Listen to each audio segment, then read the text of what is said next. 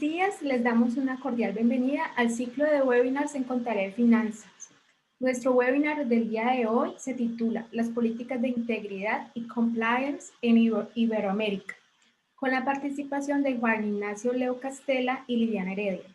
Profesores, muchas gracias por aceptar nuestra invitación. Esta es una invitación de la Pontificia Universidad Javeriana Cali a través del Departamento de Contabilidad y Finanzas, la carrera de Contaduría Pública y el Centro de Estudios en Contabilidad y Finanzas Internacionales CEPFI, con el cual buscamos propiciar espacios de diálogo entre nuestros profesores y expertos invitados que contribuyan a una construcción colectiva del conocimiento de manera abierta y contextual. Mientras más personas se conectan al evento, queremos extenderles una invitación a nuestros próximos eventos. Voy a compartir pantalla para darles más detalles de los eventos que vienen. Tenemos en noviembre, el 10 de noviembre a las 6 de la tarde, el evento post cuarentena. Disminución del ingreso y problemas de liquidez y solvencia. ¿Cómo conservar las empresas? Tenemos como invitados a Darío Laguado, Diego Herrera, Esteban Piedrahita y Diego Peláez. Modera nuestra directora del departamento, Alina Gómez Mejía. El 11 de noviembre tenemos el evento a las 11 de la mañana, representación contable y activos intangibles, conjeturas desde las teorías semánticas de la descripción. En este evento tenemos como invitados a Juan Pablo Hincapié Mejía, quien es magíster en contabilidad de la Universidad del Valle y es docente de la Universidad del Valle. Comenta John Jairo Cuevas Mejía, quien es doctor en ciencias sociales y es docente de la Pontificia Universidad Javeriana Cali. El 25 de noviembre tenemos el evento Modernidad, Capitalismo y Contabilidad. Invitado Guillermo León Martínez Pino, quien es doctor en antropología, docente de la Universidad del Cauca, y comenta el profesor John Jairo Cuevas, doctor en ciencias sociales, docente de la Pontificia Universidad Javeriana Cali. Mientras más personas se conectan, vamos a dejarlos con una presentación y ahora nos conectamos nuevamente. Gracias.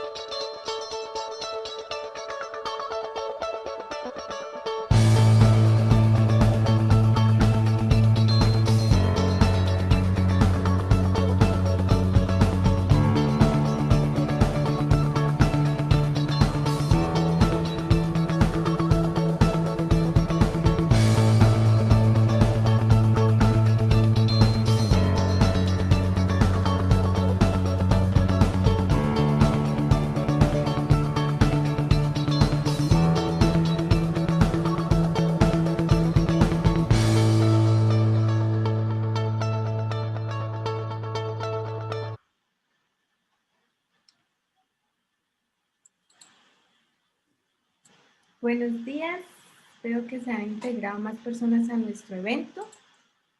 Vamos a hacer la presentación nuevamente.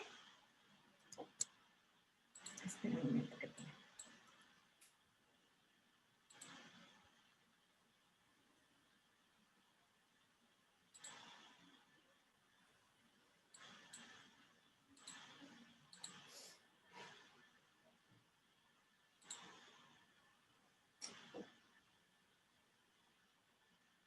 Bueno.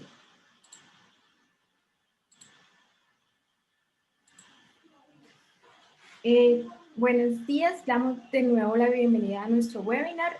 Los webinars de hoy, las políticas de integridad y compliance en Iberoamérica. Nuestros invitados son el profesor Juan Ignacio Leo Castella, quien es profesor del Departamento de Economía Aplicada de la Universidad de Salamanca, es doctor internacional cum laude y premio extraordinario de doctorado por la Universidad de Salamanca en el programa Estado de Derecho y Gobernanza Global. Comenta la profesora Liliana Heredia Rodríguez, quien es profesora del Departamento de Contabilidad y Finanzas de la Pontificia Universidad Javeriana Cali, doctora por la Universidad de Salamanca en el programa de Estado de Derecho y Gobernanza Global.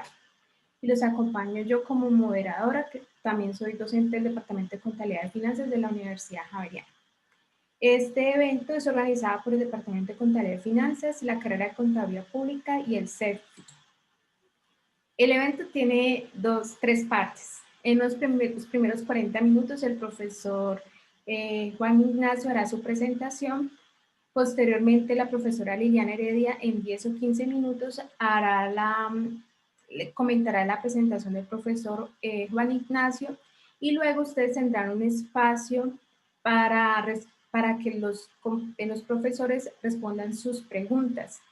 A lo largo de la conferencia, siéntanse libres de expresar sus preguntas a través del chat y nuestra asistente de investigación del Grupo Pensamiento y Praxis Contable, Natalia Díaz, ella estará haciendo la recopilación de las preguntas y en la tercera parte de la sesión pues, los invitados darán respuesta a esas preguntas. Muchas gracias. Ahora le damos la palabra al profesor Juan Ignacio. Muchas gracias por aceptar nuestra invitación.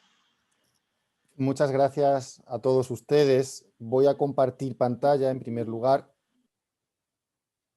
para que podamos ir visualizando ya el contenido de la presentación. ¿Se me escucha bien, verdad? Imagino que sí. Bien. Se escucha un poquito bajo, si puedes ¿sí? subir un poquito mejor. Pues gracias. Creo que lo teníamos al máximo cuando hemos hecho ahora mismo la comprobación. Ok. Intento hablar un poquito más alto yo y a lo mejor así se escucha mejor. Bien, buenas tardes desde España, buenos días desde Colombia. En primer lugar, y antes de comenzar con la presentación, pues es obligatorio casi el agradecimiento, porque para mí es una satisfacción y es un motivo de alegría poder estar en este momento y aquí con todos ustedes.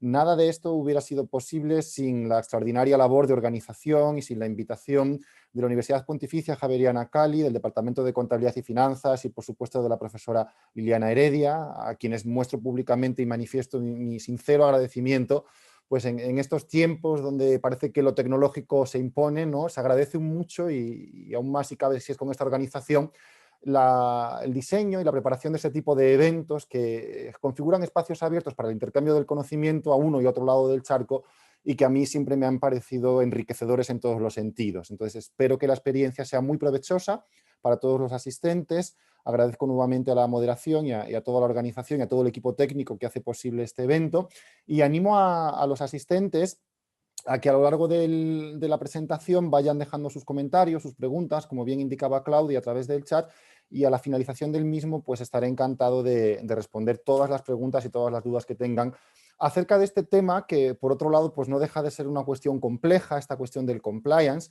Fíjense que empiezo haciendo una matiz un poco casi lingüística, ¿no? El término es en inglés compliance. A mí, desde España y desde el mundo iberoamericano, me gusta más hablar casi de la complianza, ¿no? Se habla de gobernanza, se habla de ética, de buen gobierno, y ¿por qué no hablar también de complianza, de cumplimiento? Al fin y al cabo, es de lo que vamos a tratar aquí, porque tiene mucha relación y tiene mucho que ver el cumplimiento de las normas con el mantenimiento de estándares de integridad y de buen gobierno corporativo en las organizaciones. Y creo que esto es algo que compartimos y que es una inquietud que en distintos momentos del tiempo ha ido calando en los ordenamientos jurídicos del panorama de América Latina, pero por supuesto también en Europa, ¿no? Entonces, con mucha humildad vamos a presentar un breve recorrido a través de las principales novedades en materia de integridad y compliance en una selección de países iberoamericanos que han sido seleccionados a propósito, cada uno de los cuales por una razón que iremos exponiendo a continuación, teniendo presente que, como decía inicialmente, no deja de ser una materia novedosa, incluso a veces extraña, ¿no? Para algunos ordenamientos jurídicos parece que todavía no se han terminado de acomodar todas las piezas del cumplimiento normativo. Hay algunas partes del ordenamiento donde parece ser que sí que encaja mejor, véase el ámbito penal, véase el ámbito administrativo en algunas jurisdicciones, pero no solo basta con eso. Y esa es la idea que voy a defender principalmente a lo largo de mi intervención, es que por un lado está la labor, la tarea del legislador, pero no es suficiente, no basta con eso y es lo que voy a tratar de demostrar con la experiencia que a lo largo de estos años hemos podido ir contrastando en los diferentes grupos y en las diferentes investigaciones que hemos realizado aquí desde la Universidad de Salamanca en colaboración con todo el panorama iberoamericano. En cuanto a los contenidos que vamos a abordar de manera un poco general, ¿no? Vamos a centrarnos en 4 elementos fundamentales que están por aquí a la izquierda de sus pantallas. En primer lugar, pues cómo no, para aterrizar habrá que hablar del concepto, de qué es el compliance, qué entendemos por esto. Es una palabra que sabemos que tiene muchas connotaciones y que se puede asociar a muy diversas características de las corporaciones. Vamos a tratar de acotar un poquito todo esto a través de sus características y de las funciones que cumple dentro de la organización. Igual que existe un departamento de contabilidad, un departamento de marketing, otro de finanzas. Oiga, es necesario que exista un departamento de compliance, de cultura corporativa, y veremos enseguida por qué. Circunscribiremos un poquito el análisis a las normas de referencia en el contexto iberoamericano, ya que hay algunas que tienen una importancia vital en la comprensión de esta nueva disciplina y en la manera en la que las estructuras corporativas de las personas jurídicas, de las entidades colectivas, se han ido adaptando a las nuevas exigencias del legislador nacional e internacional. Entonces, las normas que vamos a abordar aquí, 4 o 5 normas más características en cada uno de los países, van a ir delimitando, a perimetrar un poquito ese ámbito de la responsabilidad de las personas colectivas, a ver hasta dónde llega, hasta dónde no, qué se les puede exigir, qué no, en función del marco que tenemos a día de hoy, que ya anticipo, aunque lo veremos después, que ciertamente presenta sus limitaciones, es criticable, por supuesto, y es bastante mejorable. Hablaremos también de los modelos, de los distintos modelos de imputación y o exoneración de responsabilidad, es decir, las distintas maneras de juridificar el compliance, de regular jurídicamente esta responsabilidad, en cuanto a las características exigidas para apreciar o no esa responsabilidad legal de la persona jurídica, en cuanto a lo fácil o lo difícil que es que una determinada conducta caiga dentro del ámbito previsto por el legislador para ser considerada un delito corporativo y qué consecuencias se prevén al respecto, ¿no? Yo creo que son cuestiones todas ellas fundamentales en esta disciplina. Hablaremos también de un fenómeno importante, extralegal, al margen de las iniciativas del legislador, que, como decíamos, no alcanzan o no de manera suficiente, que es el fenómeno de la normalización o de la estandarización de los sistemas de gestión. Es frecuente en este mundo, en esta jerga del cumplimiento normativo, de la complianza, hablar también de sistemas de gestión de riesgos, sistemas de gestión de indicadores, sistemas de gestión de la organización, donde se interrelacionan elementos legales, pero por supuesto también comerciales, por supuesto también reputacionales, ¿de acuerdo? Relacionados con toda la estrategia ética y global de la organización. Eso como un poco como punto de partida, ¿no? Y en cuanto a la arquitectura del compliance, que es este otro lado, esta otra parte de la pantalla, pues algunos retos, ¿no? O algunas necesidades que surgen a partir de esa intervención del legislador en la responsabilidad legal de las personas jurídicas han sido, por ejemplo, el diseño. Oiga, ya sé que tengo que prever esa responsabilidad mediante mecanismos preventivos y no solamente reactivos de responsabilidad. Sé que tengo que adoptar medidas proactivas que anticipen la llegada de cualquier tipo de riesgo, pero ¿cómo lo hago? ¿Cómo lo diseño, no? Hablaremos un poquito de estas pinceladas, de cómo diseñarlo a través de una herramienta o de un instrumento que se ha popularizado mucho también en los últimos tiempos, que es el mapa de riesgos, ¿no? El famoso mapa de riesgos, y tendremos ocasión de mostrar un ejemplo para que los asistentes puedan ver también cómo funciona y cómo se aplican en la práctica estos mapas. Otra cuestión fundamental es el órgano de cumplimiento, ¿no? Esa parte de la persona jurídica, ese órgano de la entidad que va a tener los máximos poderes o la máxima autoridad y responsabilidad en materia de cumplimiento normativo.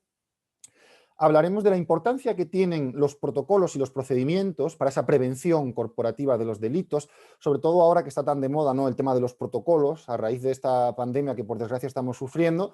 Cada vez más se habla de protocolos de prevención, protocolos de gestión de riesgos, ¿no? Pondremos también algunos ejemplos en materia sanitaria, porque seguramente nos resulten más ilustrativos. Y ya por último también referiremos algunos aspectos en relación a las comunicaciones internas y a la gestión o a la manera de gestionar las denuncias de los miembros de la organización. Es lo que se conoce como el fenómeno del whistleblowing, ¿no? En el panorama norteamericano, el whistleblower, el denunciante, es la persona interna de la organización que, teniendo indicios o conocimiento de un posible hecho delictivo o de una irregularidad, reporta esa información a través de los canales establecidos por la corporación hacia las autoridades competentes, ¿no? Con toda la problemática que esto está despertando desde el punto de vista del miedo a sufrir represalias, etcétera, etcétera. Y veremos también cómo desde el Poder Legislativo, en algunos ordenamientos, se está intentando neutralizar ese temor a sufrir represalias. En este panorama, ¿no?, en esta visión general, en este panorama inicial de los elementos que vamos a ir abordando, siempre me gusta comentar una frase muy, muy representativa de lo que es el compliance en las organizaciones, de lo que significa cumplir, ¿no? Hay algunos organismos o algunas entidades con las que yo trabajo que me dicen siempre: oye, Juan Ignacio, es que el compliance además es un gasto. Ya tenemos gastos en otras áreas de la empresa, gastos en prevención de riesgos laborales, gastos en seguros de los trabajadores, y más ahora, ¿no?, en la situación que estamos viviendo. Y yo siempre contesto con esta frase que está aquí al final, y es que el desembolso que se realiza en la función de cumplimiento no debe ser visto como un gasto para la organización, sino como una inversión que reporta beneficios y que puede ser rentable a largo plazo, ¿no? Siempre decimos esto de que si pensamos que el compliance es un gasto o que el cumplimiento normativo va a ser caro, prueben entonces a no tenerlo y a sufrir las consecuencias de que en un mundo tan regulado como el que tenemos ahora mismo sea tan fácil incurrir en un riesgo legal y sin querer prácticamente, y ya veremos también en función de los sectores, es tan probable que ocurra o que se materialice una sanción, que eso sí que puede resultar a ser costoso a largo plazo, ¿no? A lo mejor es más costosa la multa que se llega a imponer que el coste o la inversión que debemos realizar en el compliance, ¿no? Este es un poco el mapa de situación que quería presentarles en primer lugar. Bien, vamos a hablar de estos conceptos de integridad, de compliance, de gestión de riesgos legales, ¿no? Son conceptos que tienen similitudes, que parecen muy similares, pero que debemos diferenciar para evitar incurrir también en algunos errores, ¿no? A mí me gusta simbolizar el tema del compliance con la metáfora de la lluvia, ¿no? Por eso decía yo aquí, puede que los días estén siendo soleados, puede que nunca hayas tenido ningún problema en tu organización, nunca hayas tenido que enfrentar ningún riesgo, ninguna sanción del regulador, ningún procedimiento judicial contra la persona jurídica, pero ninguna entidad a día de hoy, ningún organismo está exento de que ese riesgo pueda llegar en algún momento. Y si es que llega, por muy poca probabilidad que tengamos, por muchos estudios que hayamos hecho, si es que finalmente se materializa, todo el mundo necesita prevenirlo, todo el mundo necesita abrir el paraguas cuando llueve, ¿no? Por eso el compliance es visto a veces como un mecanismo de protección, una especie de burbuja, ¿no?, de un escudo protector que ampara a toda la organización incluso cuando no llueve, ¿de acuerdo? Porque tiene efectos hacia el público, hacia los stakeholders, ¿no?, hacia los inversores, hacia los accionistas, hacia los proveedores, hacia los clientes. Funciona a veces incluso como un mecanismo de diferenciación. Oiga, las compañías que tienen compliance son mejores vistas o aportan una imagen más fiable y de mayor confianza, incluso de mayor reputación en los stakeholders, en el público objetivo, que las que no lo tienen. Ahí tiene un sentido también fundamental la cuestión de las certificaciones. Vamos a hablar también de normas certificables, ¿no? Hay sistemas de gestión de compliance que permiten ser certificados por un auditor o por una tercera parte externa, de manera tal que, sellando ese sistema, esa manera de organizar el cumplimiento frente a un tercero, generamos una apariencia externa de fiabilidad, de confianza. Incluso aunque no hayamos tenido ningún proceso penal, ningún riesgo jamás en la vida, aun incluso en esos casos también hay beneficios de implantar un sistema de gestión de compliance, ¿de acuerdo? ¿En qué consiste la función? ¿Cómo podríamos definir en pocas palabras qué debe hacer un compliance officer o en qué consiste la labor de un agente de cumplimiento? A mí me gusta hacer la metáfora también y asimilar la función del agente de complianza o del oficial de cumplimiento al papel que desempeña un garante, ¿no? El rol que representa ese oficial es el del garante de la organización. Debe velar por el cumplimiento normativo en toda la organización. Pero no solamente esto, sino que además entre sus funciones podemos destacar, pues, por ejemplo, el fomento de una cultura ética y de respeto a la ley a través de normativa interna, ya no ni siquiera normativa jurídica ni normativa legal del regulador, sino, pensemos, por ejemplo, un código de conducta, ¿no? O un código ético de la organización. Debe, sobre todo, también concienciar y formar a los trabajadores de la importancia que representa esta función de cumplimiento y de lo necesarios que son todos, absolutamente todos los miembros de una organización para que los mecanismos de compliance funcionen. De hecho, el cumplimiento normativo no entiende de jerarquías. No hay un cumplimiento para la cúspide jerárquica y otro para la base operativa y otro para los puestos intermedios y unas normas para el director comercial, pero otras para el que está por debajo del subordinado. No. Es decir, todas las partes, todos los miembros de la organización son igual de importantes para la función de cumplimiento y todos ellos deben estar en las mejores condiciones posibles de poder colaborar. Para eso es fundamental que comprendan cómo funciona el compliance, cómo funciona un sistema de gestión de cumplimiento, cómo funciona un canal de denuncias, qué hacer si detectan alguna irregularidad, ¿de acuerdo? Pero tampoco queda ahí solamente la función de cumplimiento. Una parte importante de la labor que realiza el oficial de compliance, además de esta concienciación, de esta formación, está el diseño. El diseño de ese programa, habrán oído hablar seguramente de los famosos compliance programs, ¿no? Los programas de cumplimiento. Programas que no tienen un valor meramente documental, no deben ser un mero papel como tal que guardamos en un cajón, sino que son un elemento dinámico, un elemento que debemos circular por toda la organización, que debemos garantizarnos que todos los trabajadores comprenden, conocen y saben aplicar, ¿de acuerdo? Y que debe ser un traje a medida de la corporación. Lo hablaremos después cuando comentemos un poquito acerca del mapa de riesgos, cómo en muchos casos el error en el que se incurre en el mundo del compliance es considerar que los programas son un commodity, ¿no? Una especie de comodín donde yo puedo tener un programa y mi empresa de al lado puede tener el mismo y la del sector de más allá, aunque esté en la banca o aunque esté en construcción o aunque se dedique al sector farmacéutico, puede tener el mismo. Y eso es un error. ¿De acuerdo? Una de las funciones del compliance es adaptar precisamente la estrategia y el programa a la actividad de la organización, al sector al que pertenece, a su volumen de facturación, porque en función de todo ello estarán sus riesgos, ¿de acuerdo? Ahí estarán sus riesgos legales. Otra de las preguntas fundamentales que sin duda también despierta bastante inquietud, y ya anticipo que en esta materia tan novedosa del cumplimiento normativo hay más preguntas que respuestas, casi, aunque aquí vamos a tratar de dar respuesta a muchas de ellas, hay muchas que aún no tienen respuesta. Una de ellas es, ¿cuál es el perfil profesional? Es decir, yo quiero ser oficial de cumplimiento, ¿qué me va a exigir la organización? ¿Qué requisitos de formación debo tener? ¿No? Pues una de las características fundamentales en el panorama iberoamericano es que no existe una regla estandarizada. Ningún ordenamiento jurídico, ninguna normativa en ninguno de los países que vamos a comentar, hablaremos del caso de Chile, de Perú, de Brasil, de Argentina, de España, ninguno de ellos se han atrevido todavía a dar el paso de configurar un verdadero estatus jurídico, un régimen de derechos y obligaciones del oficial de cumplimiento, porque sencillamente no se ha regulado como profesión. Aquí podemos encontrar perfiles económicos, por supuesto, auditores, contables, también perfiles jurídicos, abogados, por supuesto, y como referencia, si acaso, la única pincelada que tenemos en el panorama internacional es la norma ISO 19600, donde se da como carácter orientativo una formación de unas 300 horas, más o menos, en estudios relacionados con el cumplimiento normativo, véase una maestría, un estudio de máster, ¿no? Incluso una tesis doctoral, como característica o como criterio habilitante para el ejercicio de la profesión. Claro, esto tiene un problema y es que al no estar regulado con fuerza de ley en una normativa, en un ordenamiento, ni a nivel nacional, ni mucho menos supranacional, tenemos el problema de siempre del intrusismo profesional, ¿no? De repente nos encontramos al director de marketing que como en aquel momento su departamento tenía poca actividad, empieza a hacer funciones de cumplimiento. Y a lo mejor sin tener ni siquiera idea de lo que debe hacer o de en qué consiste esta función, sino simplemente porque el Consejo de Administración se lo pidió así y así lo hizo, ¿no? A falta de regulación, pues tampoco está prohibido hacerlo, ¿no? No está regulado, con lo cual tenemos ese problema y también a veces dificulta la efectividad práctica de las medidas de compliance. En relación a ese estatuto jurídico, que preguntábamos aquí, ¿cuál es ese estatus legal?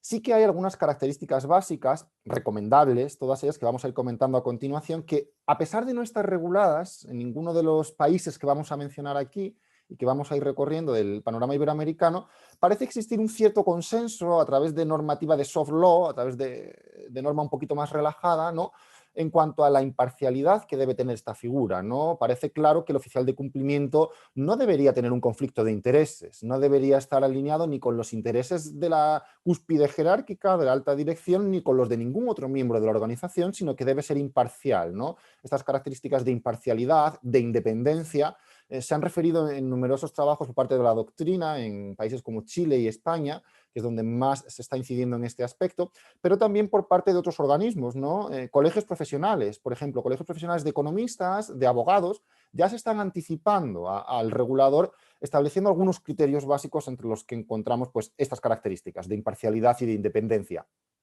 En un momentito, en otra presentación, en otra diapositiva, hablaremos de qué ventajas y qué desventajas tiene el hecho de que el agente de cumplimiento sea interno o externo. Lo comentaremos ahora porque también tiene su interés. Mirad, aquí en esta pantalla, en estas dos breves definiciones, quería un poquito matizar la diferencia que tenemos entre lo que se considera cumplimiento normativo, compliance, complianza, como lo queramos llamar, y lo que se considera integridad, ¿no? La primera de las definiciones, la que tenemos aquí en la parte superior, nos dice que podemos considerar el cumplimiento, el compliance, como la acción o el hecho de cumplir con un deseo o con un mandato. En términos muy generales, esta es la definición británica de Oxford, ¿no? La más ortodoxa, yo diría casi que la más concreta y la más precisa que podemos encontrar para no perdernos en el concepto, ¿no? Es simplemente la acción de cumplir. Con un deseo, con un mandato, por supuesto, externo del regulador, de los tribunales, de una norma, de una entidad o de un organismo supranacional, o incluso interno, ¿no? El deseo o el mandato de la alta dirección. Oiga, yo es que me comporto así porque me lo dicta el código ético de mi organización, aunque no sea una norma con fuerza de ley. Pero si realizo esa acción y cumplo con ese mandato, entonces estoy en el parámetro o en el ámbito de lo que se considera una buena cultura de cumplimiento, ¿de acuerdo?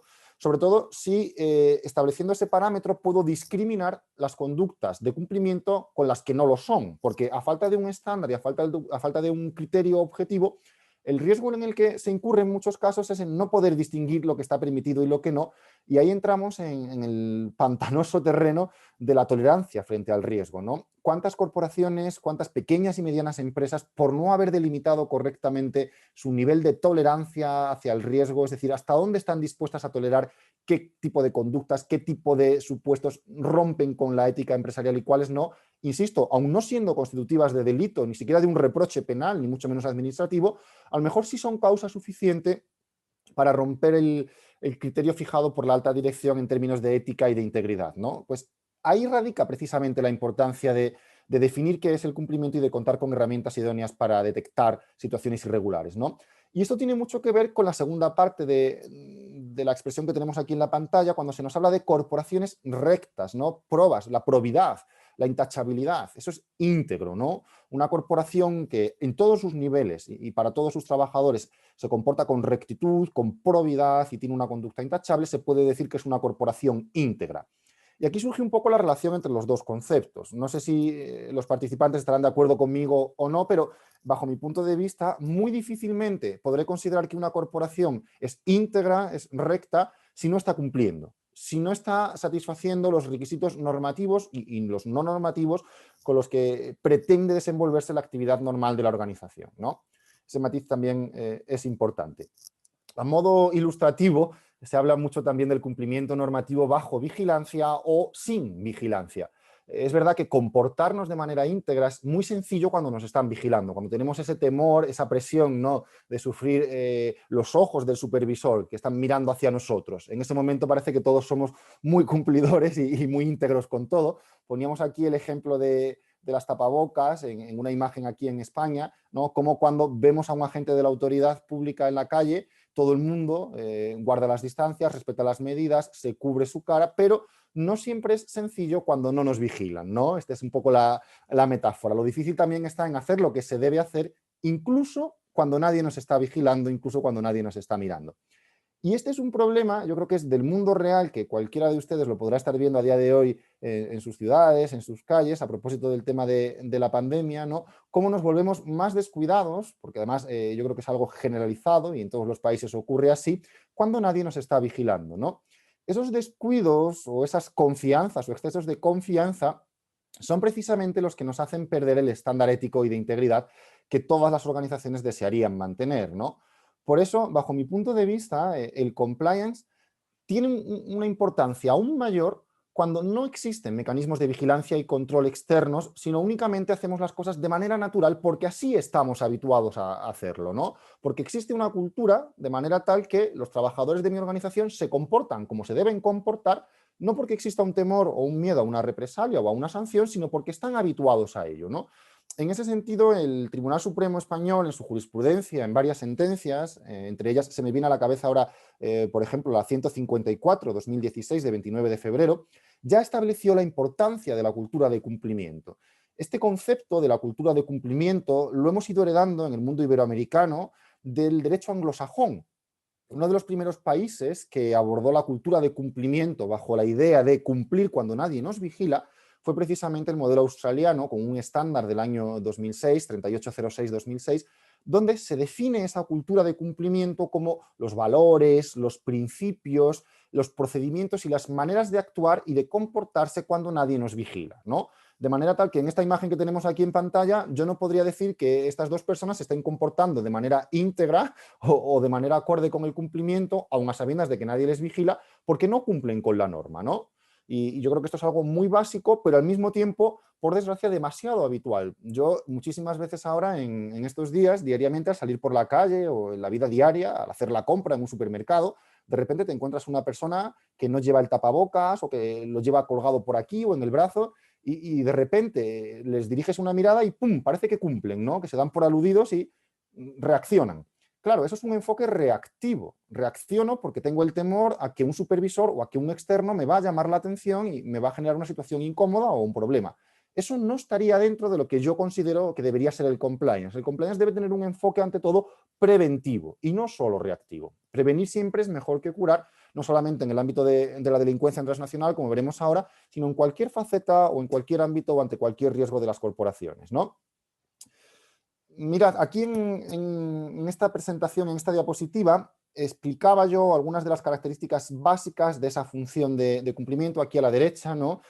Guarden calma, que aquí está el oficial de cumplimiento y se va a encargar precisamente de estas tareas, ¿no? De vigilar, de monitorear, de formar a los trabajadores, de establecer un sistema disciplinario interno que sea además edificante y que sirva de ejemplo, ¿no? A veces también hay que predicar con el ejemplo. Esas medidas internas deben ser proporcionales en todo caso, ¿de acuerdo? Establecer los reportes, ¿de qué manera se van a reportar los incumplimientos? A través de un buzón electrónico, por ejemplo, en la página web, a través de un documento certificado. ¿Por qué cauces va a seguir esa denuncia para garantizar que no va a sufrir ningún tipo de distorsiones hasta que llegue al oficial de cumplimiento, ¿no? Porque el camino es largo, desde que alguien reporta la irregularidad hasta que se recibe en la unidad de compliance y se responde, pueden pasar meses, incluso semanas, ¿no? Estas son algunas de las funciones que, como digo, hemos ido comentando. Y aquí a la izquierda teníamos una división entre distintas formas de ejercer esta función de cumplimiento. ¿Cómo la puedo ejercer o qué tengo que hacer en función de cómo yo quiera estructurar la función en mi empresa, ¿no? Básicamente hay dos vías, ¿no? O bien de manera individual o colegiada, o bien de manera interna o externalizada. Bajo este parámetro podemos casi clasificar todos los modelos de cumplimiento de Iberoamérica. Ahora vamos a ver el modelo chileno, el argentino, el español, los vamos a ir catalogando e iremos viendo cómo todos ellos o bien o bien se ajustan a una estructura individual o colegiada, o bien a una estructura interna o externalizada. Algunas ventajas y algunas desventajas de una y otra, ¿no? ¿Qué pasa si opto por un funcionamiento del compliance corporativo individual? Ahí habrá un único encargado. El artículo 4, por ejemplo, de la ley chilena, que comentaremos a continuación, la ley 20.393 de 2009, apuesta por esta figura, ¿no? El encargado de la prevención de delitos. Una sola persona, con autonomía, con responsabilidad, con unidad de mando, ¿de acuerdo? Ahí tenemos ventajas, ¿no? Hay claridad, hay transparencia, está identificada esa persona, sabemos quién es, le dejamos trabajar libremente, como decíamos antes, con imparcialidad, con independencia. Esa es la parte más positiva. Pero, ¿qué inconvenientes puede tener esta alternativa? fundamentalmente uno, ¿no? Y es que dejamos sobre los hombros, sobre las espaldas de una sola persona, una responsabilidad tan grande como todo el cumplimiento de la corporación. Claro, esto a lo mejor en una pequeña empresa pues no representa grandes problemas, pero imagínense en una sociedad transnacional o en una empresa cotizada donde trabajan, ¿qué digo yo?, 1.000, 2.000 trabajadores. Qué cuantiosos serían los riesgos y qué cuantiosos serían los flujos de información y las tareas que tendría que desarrollar este pobre encargado de prevención de delitos él solo, ¿no? Entonces, a lo mejor no abarca por sí solo. Por eso, algunos ordenamientos, como el caso del español, en nuestro Código Penal hemos optado por un órgano colegiado de la persona jurídica con poderes autónomos. Claro, se dice órgano colegiado, pero en muchas de las legislaciones que vamos a comentar no se especifica cómo debe ser ese órgano colegiado, sino que se deja libertad absoluta para que cada corporación, cada empresa lo adapte a sus características. Un órgano que será autónomo, sí, que tendrá responsabilidades compartidas entre todas las personas que lo integren, ¿de acuerdo? Pero, como digo, no se especifica cuál puede ser. Y esto entraña a su vez un nuevo riesgo, y es que, nuevamente, bajo el criterio del ahorro de costes, tan esgrimido por todos los altos directivos que todavía se muestran un poquito reticentes a realizar grandes desembolsos en la función de cumplimiento, digan, oiga, es que ¿cuánto me va a costar esto? ¿Y cómo voy a financiar esto? ¿No? Si hay más personas en la unidad de cumplimiento, evidentemente habrá más trabajadores, habrá que pagar más sueldos, me va a resultar más costoso, ¿no? ¿Qué hacen para evitar este coste? Muchas veces atribuyen la función de cumplimiento a otros órganos colegiados que ya existen en la persona jurídica. En el caso de España, por ejemplo, es bastante frecuente en la práctica no crear un órgano de compliance, sino atribuirle esas funciones a la comisión de auditoría. Sabemos que los auditores internos desempeñan una función fundamental en la organización, pero desde luego no tienen por qué asumir la labor de cumplimiento, ¿no? Y ahora muchas comisiones de auditoría se están convirtiendo en comisiones de auditoría y cumplimiento, precisamente para asumir esa función con un menor coste, ¿no? Y esto, bajo mi punto de vista, también representa algunos riesgos. En primer lugar, si ya estamos ocupados con la auditoría, oiga, es que a lo mejor no llegamos a todo, ¿no? O a lo mejor no tenemos los conocimientos necesarios, o a lo mejor tenemos que contactar con personal externo, ¿no? Y eso me da pie ahora a la siguiente diferenciación o a la siguiente decisión organizativa de optar por un compliance officer interno o externo. A ver qué ventajas o qué desventajas representa esto, ¿no? Desde luego, si el oficial de cumplimiento o el agente de complianza es interno, conoce a la empresa, eso sin duda, dará seguridad y dará certidumbre, dará confidencialidad, tendrá mayor eficiencia operativa porque ya conocerá su sector de actividad, ya conocerá su manera de funcionar, ya conocerá su cultura organizativa y podrá hacer que todo ello redunde en una mayor eficacia del modelo. Pero claro, al mismo tiempo el hecho de que sea interno también puede dar lugar a algunos riesgos de imparcialidad y de independencia, ¿no? Pongo por caso siempre el mismo ejemplo. Imaginemos que ese oficial de cumplimiento tiene relaciones de amistad o de enemistad manifiesta con algunos de los miembros de la organización. Oiga, es que yo ya de antes me llevaba mal con el de marketing, con el de contabilidad. ¿Cómo ahora voy a supervisar su cumplimiento normativo si tenemos una relación ya complicada de antes, ¿no? Entonces, por eso a veces, y también por la falta de cualificación, en algunos casos las empresas optan por externalizar la función de cumplimiento. En el caso español, la Fiscalía General del Estado ha admitido como válido la externalización de esta función en personal cualificado en base precisamente a este criterio de la imparcialidad y de la independencia, ¿no? La subcontratación, el outsourcing, ya está de moda en otros ámbitos de la empresa, ¿por qué no también en este, ¿no? Claro, esa es la parte ventajosa, ganamos imparcialidad, ganamos independencia, pero la desventaja está precisamente en el coste, ¿no? Seguramente sea más costoso, seguramente esa persona desconozca la organización, habrá que ponerle al día, habrá que explicarle a qué nos dedicamos, cómo funcionamos, cuáles son nuestros protocolos internos. A veces pueden surgir tiranteces, desconfianzas o dificultades entre ese oficial de cumplimiento que llega de nuevas a la organización y la plantilla de trabajadores que ya llevan tiempo trabajando juntos, ¿no? Incluso cierto desapego o cierta elusión de responsabilidad si esa parte externa no se siente verdaderamente comprometida y verdaderamente, digamos, responsable de la función de cumplimiento con esa empresa, ¿no? Luego, como vemos, no es todo blanco ni negro, hay una amplia gama de grises, hay decisiones que tienen sus ventajas, otras que tienen sus desventajas, ¿no? Y enseguida, si somos capaces de retener en la retina este breve cuadro resumen con las distintas alternativas individual, colegiada, interna, externa, ahora mismo en unos minutos, en cuanto hablemos de los modelos de los distintos países, podremos comentarlo también en relación con las regulaciones que se han ido aprobando en cada uno de ellos. En relación con todo ello, Hemos mencionado antes el concepto de la tolerancia dolosa, ¿no? Cuando, siendo conscientes de que existe un riesgo o una irregularidad en la organización, no hacemos nada para evitarlo.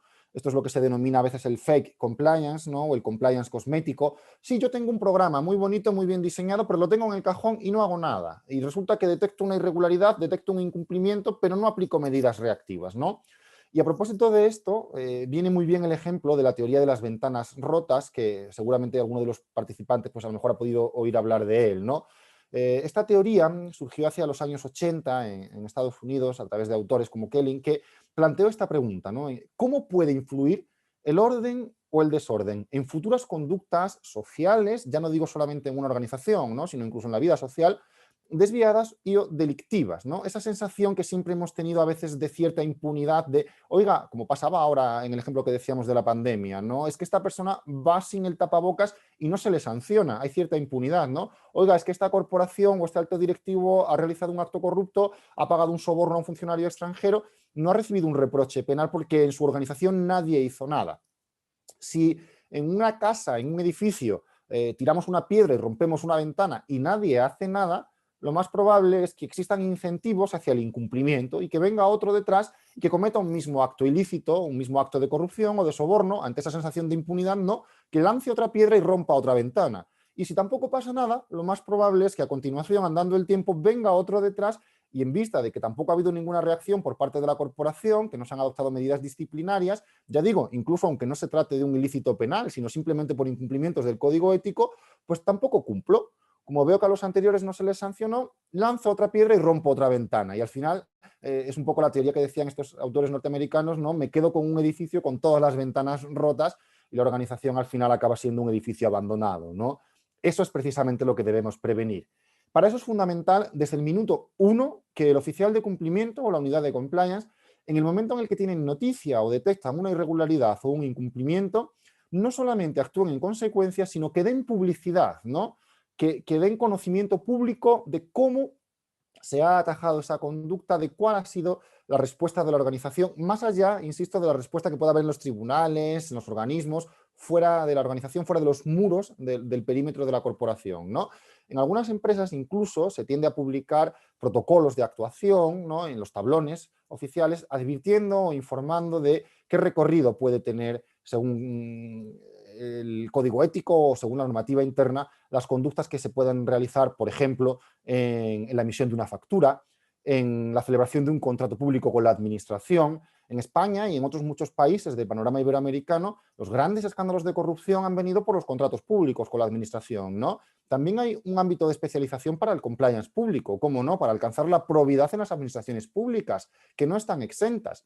Y aquí debo también romper una lanza en favor de esos otros ámbitos del compliance, porque a veces, precisamente porque las reformas en materia de responsabilidad de las personas jurídicas han venido en sede penal, tendemos a asociar el compliance únicamente a lo penal.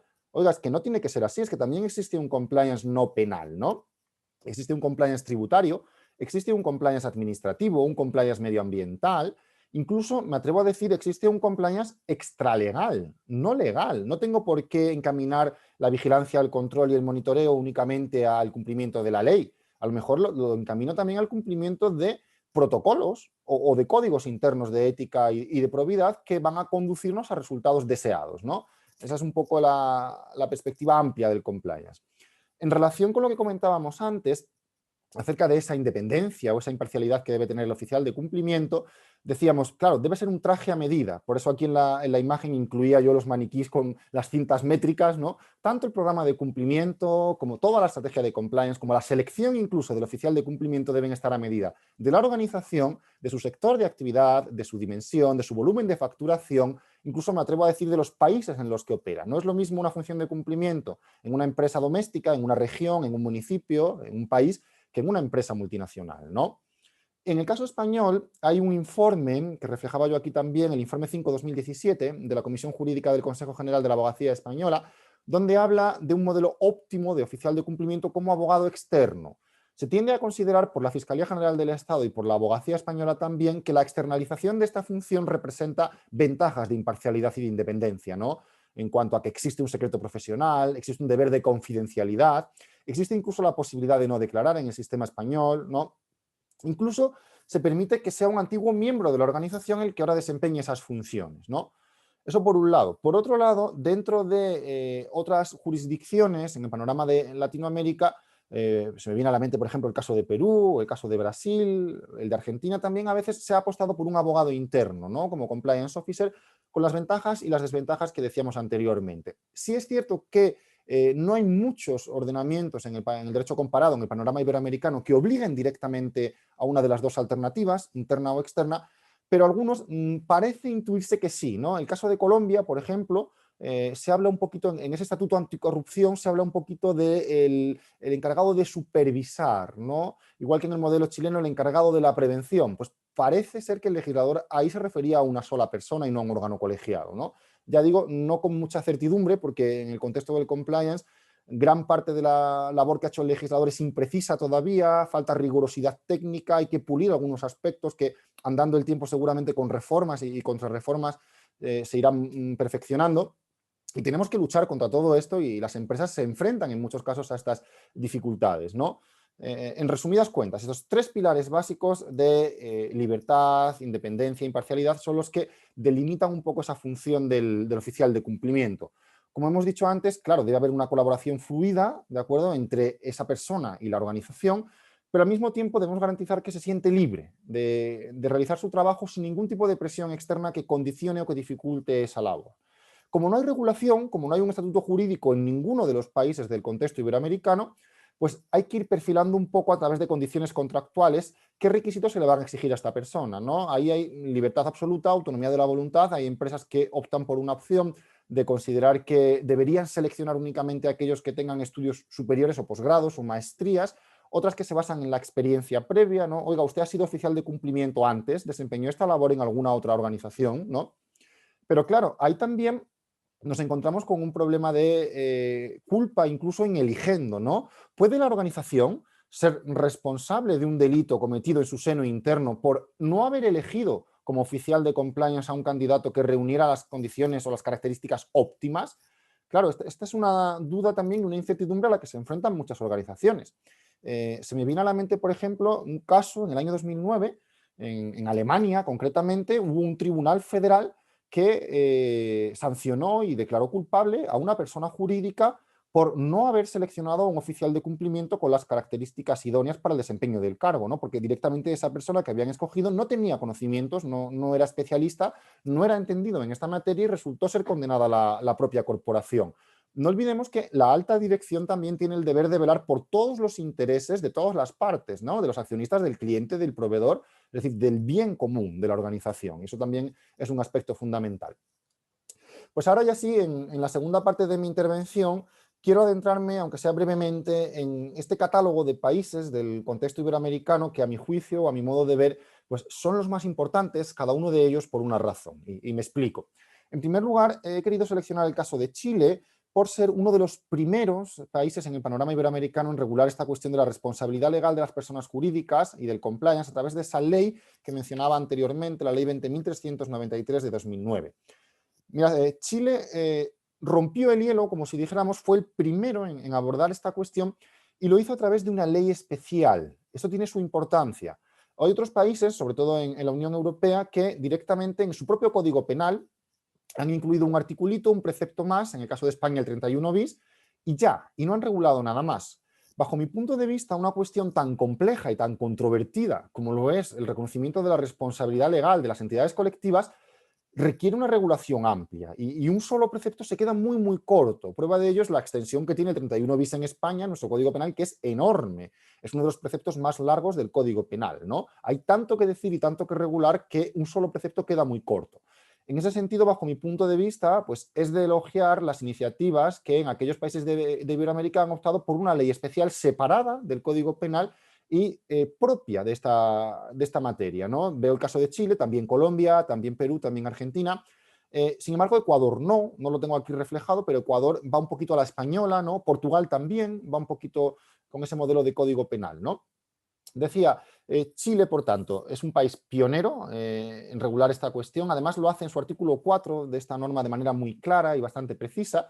Es el único modelo, además, que incluye con carácter obligatorio las certificaciones del modelo de compliance, En los demás países, en las demás jurisdicciones de Iberoamérica, no está regulado legalmente el tema de las certificaciones y bajo mi punto de vista también tiene una ventaja y una razón fundamental el hecho de que se regule y es la seguridad jurídica que aporta frente al exterior el hecho de que la empresa esté certificada, ¿no? Hay muchas empresas que presumen estéticamente, incluso a través de sus páginas web, en su portal de transparencia, de cumplir y de tener protocolos de compliance, pero no han sido auditadas externamente, con lo cual para mí no es tan creíble un sistema de gestión de compliance únicamente sometido a los controles internos que uno certificado externamente, ¿no? Y ahí sí que me parece fundamental el aspecto regulado en la norma chilena, ¿no? La española ha sido muy controvertida también, la reforma de España. Nosotros no teníamos en España reconocido el régimen de responsabilidad de las personas jurídicas hasta el año 2010, un poquito después que Chile, un año después. Lo que ocurre es que en España lo hicimos de una manera muy rápida y con muy poquito rigor técnico. Por eso han hecho falta otras 2 reformas más para perfeccionar aquella del 2010, una en el 2015 y otra en el 2019, que las comentaremos a continuación. Colombia y Perú son 2 países también interesantes.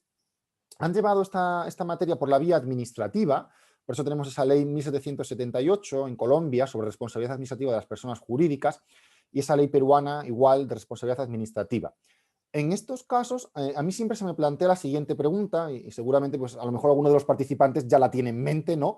¿Qué importancia tiene esto? Es decir, ¿importa que vaya por vía penal o por vía administrativa? ¿Por qué? ¿Por qué en unos países se ha llevado por la vía penal y en otros por la vía administrativa, incluso civil, ¿no? En el caso de Brasil es la responsabilidad administrativa y civil de las personas jurídicas, en otros casos en la Unión Europea también se habla de esa responsabilidad civil. A mi modo de ver, el derecho penal siempre se ha configurado como un derecho de última ratio, ¿no? Es la última respuesta que tiene el legislador porque es la que prevé precisamente las consecuencias jurídicas más graves, las más duras, ¿no? El hecho de ir por la vía administrativa puede ser entendido como un toque de atención. Oiga, es que no vamos a entrar con todas las consecuencias jurídicas relacionadas con el cierre de establecimientos, clausura de la actividad, incluso a veces en el Código Penal, en el caso de España y en otras normas penales, también en la chilena se prevé la extinción, la muerte directamente de la persona jurídica, ¿no? Consecuencias durísimas. Y a veces, en base a este argumento, se ha confiado en que la vía administrativa a través del incentivo económico de la multa, ¿no? Como yo le voy a multar a esta persona, ya confío en que va a responder y confío en que va a cumplir, ¿no? Va a adaptar su estructura interna, va a nombrar un oficial de cumplimiento íntegro, imparcial, va a concienciar a sus trabajadores, ¿no? Ahí hay un poco el debate de por qué una vía, por qué la otra. En definitiva, a veces también es un debate un poco estéril, porque hay normas que son estrictamente penales, pero luego lo gracioso es que prevén consecuencias puramente administrativas. Y así tenemos normas penales en el panorama de la Unión Europea, donde la consecuencia al final que prevén es la multa, ¿no? La multa de toda la vida, la multa administrativa. Y ya por último, he considerado también muy interesante el caso argentino, esa ley 27.401 de 2017, porque a mi modo de ver es una de las regulaciones más completas del panorama iberoamericano, aunque llegó un poquito más tarde, que en el caso de Chile y de España, no siempre llegar más tarde significa llegar peor. En este caso, Argentina ha tomado buena nota de lo que han ido haciendo el resto de los países de su entorno y ha presentado en el año 2017 una norma muy completa donde regula cuestiones muy novedosas, entre ellas la posibilidad de llegar a transacciones o acuerdos judiciales entre la corporación y el juez o el tribunal, en cada caso, ¿no? Para evitar el desenvolvimiento del juicio y el escándalo y el daño reputacional de sufrir una condena, ¿no? Ese aspecto se deja entrever un poco en la doctrina chilena y algún autor en España también lo menciona, pero no tiene un reconocimiento legal expreso como en el caso de Argentina. Además, esta norma argentina también es muy completa, bajo mi punto de vista, por cuanto es la única que regula las características de los programas de integridad, programas de cumplimiento que en la ley argentina reciben el nombre del programa de integridad. En los artículos 23 y 24 de esa ley 27.401 se regulan con mucha exhaustividad y eso tiene una ventaja y es que aporta certidumbre. Certidumbre a las empresas, pero también certidumbre a la propia persona que desempeña la función de cumplimiento y a todos los miembros de la organización. En España, sin embargo, no están muy claras las características que debe tener el oficial de cumplimiento, ni siquiera el programa de compliance, ¿no? Ha tenido que ser la propia Fiscalía General del Estado en diversas circulares la que ha ido aclarando un poquito la intención que tenía el legislador. En el caso de Colombia, muy brevemente, para no extenderme, decía, ha ido por esa vía administrativa, al igual que otros países de su entorno, como Brasil o como Perú. Es cierto que se observa ese fenómeno de juridificación más ralentizado comparativamente que en otros países, muy posiblemente por aspectos que nada tienen que ver con la regulación, sino a veces incluso aspectos relacionados con la cultura del país, con la forma de ser, con la forma de realizar los actos jurídicos y las transacciones económicas y comerciales, ¿no? En Colombia hay una importancia muy importante en el sector público, hay una preocupación muy grande por alcanzar grandes estándares de integridad y de probidad en el sector público, cosa que además es un reto de primer orden, ¿no? De primera magnitud, y esa intención se aprecia también en esa ley 1778 y en ese estatuto anticorrupción que yo mencionaba anteriormente, ¿no? Reflejaba yo aquí un parrafito de esa norma donde dice que cualquier empleado, contratista o administrador de la persona jurídica da, ofrece o promete a un servidor público extranjero de manera directa o indirecta una suma de dinero, aquí estamos hablando de un acto de corrupción, ¿no? De un soborno, a beneficio o a cambio de que se realice o se omita o se retarde algún acto inherente al ejercicio de sus funciones en relación con un negocio o una transacción internacional, es decir, lo que se conoce también como el soborno al funcionario público extranjero, ya desde que se aprobó en la OCDE el protocolo de prevención de sobornos a funcionario público extranjero y después se ha ido reeditando en el año 2009, 2010 y 2017, ¿no? Ya ha ido cobrando importancia el tema de la corrupción del cohecho activo transnacional y aquí en Colombia fundamental en esta ley 1778, que parece que toda la estructura de compliance esté girando en torno a esto, pero no solo hay que ver la parte del sector público, sino que sin duda hay que ver una parte de compromiso institucional. Necesitamos garantizar que las instituciones estén implicadas en la prevención y en la detección eficaz de los actos de corrupción y, por supuesto, de concienciación social, ¿no? Hay muchos países que, aun adoptando normas jurídicas muy similares a otros de su entorno, no alcanzan los mismos resultados, a veces simplemente por una cuestión cultural, ¿no? Y eso es un camino que, a mi modo de ver, es largo y no siempre es sencillo y que, desde luego, es imposible recorrer sin la colaboración, sin la ayuda de los poderes públicos y de las instituciones. No solamente el regulador, no solamente el juez, no solamente el legislador, hay que dar ejemplo, ¿no? Desde las instituciones, desde los organismos públicos. Ahí sí, en el caso de Chile, se observa un compromiso de las instituciones, por ejemplo, a través del Ministerio Público, ¿no? En la página web del Gobierno Presidencial de Chile, durante los años posteriores a la reforma de la ley del 2009, sistemáticamente se publicaban guías, orientaciones, maneras de hacer, ¿no? Pautas para que las corporaciones y las empresas que verdaderamente quisieran cumplir pudieran hacerlo. Es un modelo, el modelo chileno, que nació muy arraigado a algunos tipos delictivos muy concretos, como el financiamiento del terrorismo, ¿no? El cohecho activo transnacional, el lavado de activos. Es lo que yo le llamo el modelo nuclear de responsabilidad. 3, 4 puntos calientes de la criminalidad corporativa que después, andando el tiempo, se han ido ampliando, ¿no? Y ya en el año 2018 la ley chilena se reforma, se amplía el delito de receptación y otras figuras delictivas, ¿no? Pero destacando siempre ese compromiso de los organismos y de las instituciones públicas, desde la Fiscalía hasta el Poder Judicial, hasta el propio Poder Ejecutivo, ¿no? Es un rasgo característico de este modelo chileno. Luego, en este caso se empieza muy de poquitos, con muy poquitas figuras delictivas, pero con una norma especial bastante extensa, esa ley 20.393, muy completa, que incluye incluso en su título tercero aspectos procesales, que en otras jurisdicciones ni siquiera se han abordado. Oiga, ¿cómo puede ser que la persona jurídica tenga reconocida su responsabilidad penal y esa reforma no venga acompañada de todos los procedimientos, de toda la normativa procesal a efectos de la prueba, el carácter probatorio o la eficacia probatoria de un compliance officer o de un programa de cumplimiento, cómo debe comparecer ante el juicio, cómo se le debe representar a la persona jurídica, ¿no? Son cuestiones que Chile sí que ha abordado, Argentina está empezando a hacerlo, España abordó parcialmente la reforma procesal del 2011, ¿no? Pero países como, por ejemplo, Perú o Colombia todavía no han emprendido. En el caso de España, pues como estábamos diciendo, ha habido 3 reformas, la del 2010, la del 2015 y la última en marzo del 2019, ¿no? De las 3, a mi modo de ver, la más importante ha sido la segunda, la del 2015, que es cuando verdaderamente se configura un modelo de compliance en España, tipificando en el Código Penal las características que debería reunir el sistema de gestión de compliance en su párrafo quinto del artículo 31 bis, ¿no? Donde se habla, entre otras cosas fundamentales, entre otros aspectos fundamentales, de la identificación del riesgo, de la dotación de recursos, de la aprobación de protocolos, del sistema disciplinario, de la revisión periódica. Tengamos presente que la estructura de compliance no es nunca estática, siempre es dinámica, siempre hay que revisar, siempre hay que incorporar nuevos riesgos. Ya no digo nada si la corporación de repente se diversifica y empezamos a ofrecer nuestros productos en otra jurisdicción o en otro sector de actividad, ¿no?